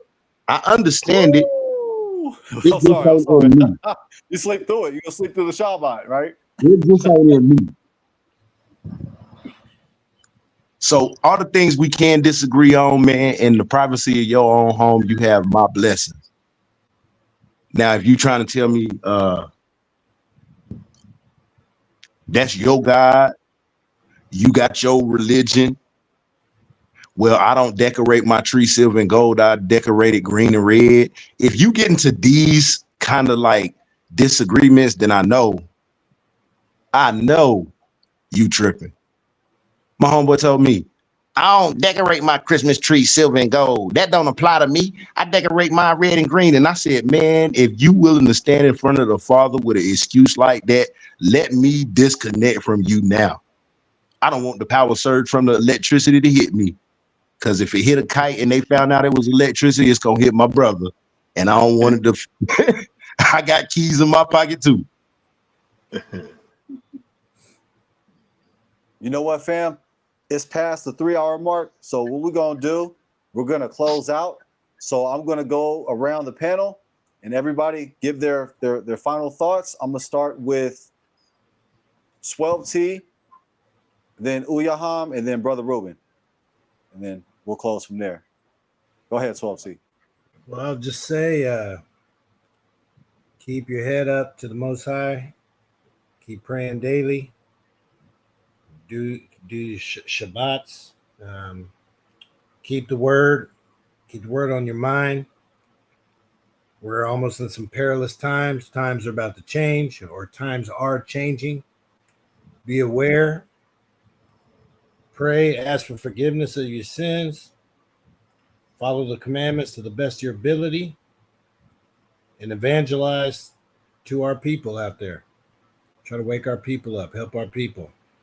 You know, if you talk to somebody and they ignore you, dust your feet off and keep it pushing. Find someone new. But just keep the faith, stay strong, and all praise to the Most High Yah and His Son Yeshua HaMashiach. And I'm done. All glory, all praises. Hallelujah. Hallelujah. Hey, man, I jump in there real quick. Hey, man, everybody on the panel, I appreciate you. Hey, King, you funny, bro, because I bet you we is. We all got some kind of ties to each other. And when we agree so strong from the spirit, it ain't because we just been led by a thought process. It's because that spirit is upon us. The first time I jumped on the channel, everybody was like, where's King Couture at? Where's King? I was like, oh, this is probably a brother I gotta meet, because everybody kind of got a request for him, you know what I mean? So it's a great esteem for me knowing that, you know what I'm saying, you feel that way. If I had anything to say, I say, Heavenly Father, I pray to you to bless us all with your will, with your might, with your strength. I ask you to keep us right in the palm of your hand where you have preserved us, not just for the 400 years, but since the beginning of time. If it's your will, may we submit to your will. Yeshua HaMashiach, I love you more than you dying for my sins. I love you for living for my blood, for honoring the law, statutes, and commandments, and being an example to the people. And I thank you for sharing your spirit with the world. Hallelujah.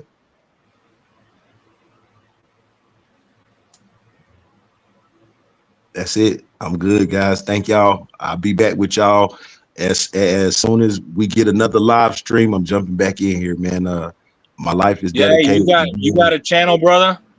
No, sir. No, sir. I'm terrified that there's more people in the world that would love to do Israel damage than to rejoice. But if you are a true believer in Israel, man, you'll probably catch me a little bit of everywhere. You'll All probably right. catch me a little bit of everywhere because I'm looking for my people. We've been scattered, brother, and we've been through a lot. And it's people like you, brother Ruben, that are just as important as I am, because I understand that it's the people that hate me would inherently hate you first. There's a such thing as the day of the rope. And it terrifies me because you couldn't even say, come this way for protection without putting your life on the line. And I respect anybody that's willing to take a moment to stand with us, because who would I follow except somebody that's willing to stand with us? And those that are looking for the hidden ones, they have proven themselves through history to be as dangerous as they threat sound. So I won't get a YouTube channel, but I'm gonna be messing with you, Jaden. Hey, I got some ideas, and I wanted to run a couple of things with you on a back, you know what I'm saying, backspin. Beautiful Israel. Honestly, you might get a lot of flack from a lot of people because you light skinned, but bro, we need people like you, and we need a platform like you, and we need somebody who have a circumcised heart just as yours to allow us to agree and disagree all in one conversation. Yeah. Hallelujah. Yeah. All glory, all praises. I appreciate that, King. Appreciate that. Salute. Brother Ruben. Go ahead, Brother Ruben. Hallelujah. I would just say, Brother Jaden, it's always a pleasure, man. Appreciate you, man, and your platform. May Yah bless you and go before you. And I would just say to all of Yasharel scattered to the four corners of the earth, keep your head up, stay encouraged. Look forward to the second Exodus, man, because Yah's calling us out, man, and we got to go into the wilderness and be under the rod. And he's got plans for us. And, I want to say that Yah is Yahusha in the flesh. I believe that 100%. I believe it is salvational, and that's a salvational doctrine. And I just want to say that I love you guys, and all my melanated brothers out there, whether in the camps or isolated, you guys keep pressing in, and keep, being humble. Moshe was the man of humility. There was no greater man in humility than Moshe. And humility is just owning, who you are, that you're in a fallen state, and that you're not perfect. So just own that, boast in your weaknesses, like Paul said, and Kwam Yasharala.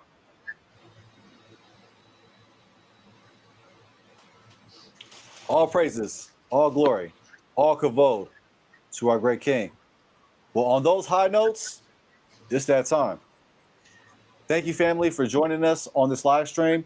Shout out to everybody on the chat, everybody listening online, and everybody on the panel. I'm Jaden Israel. Until next time, shalom, fam.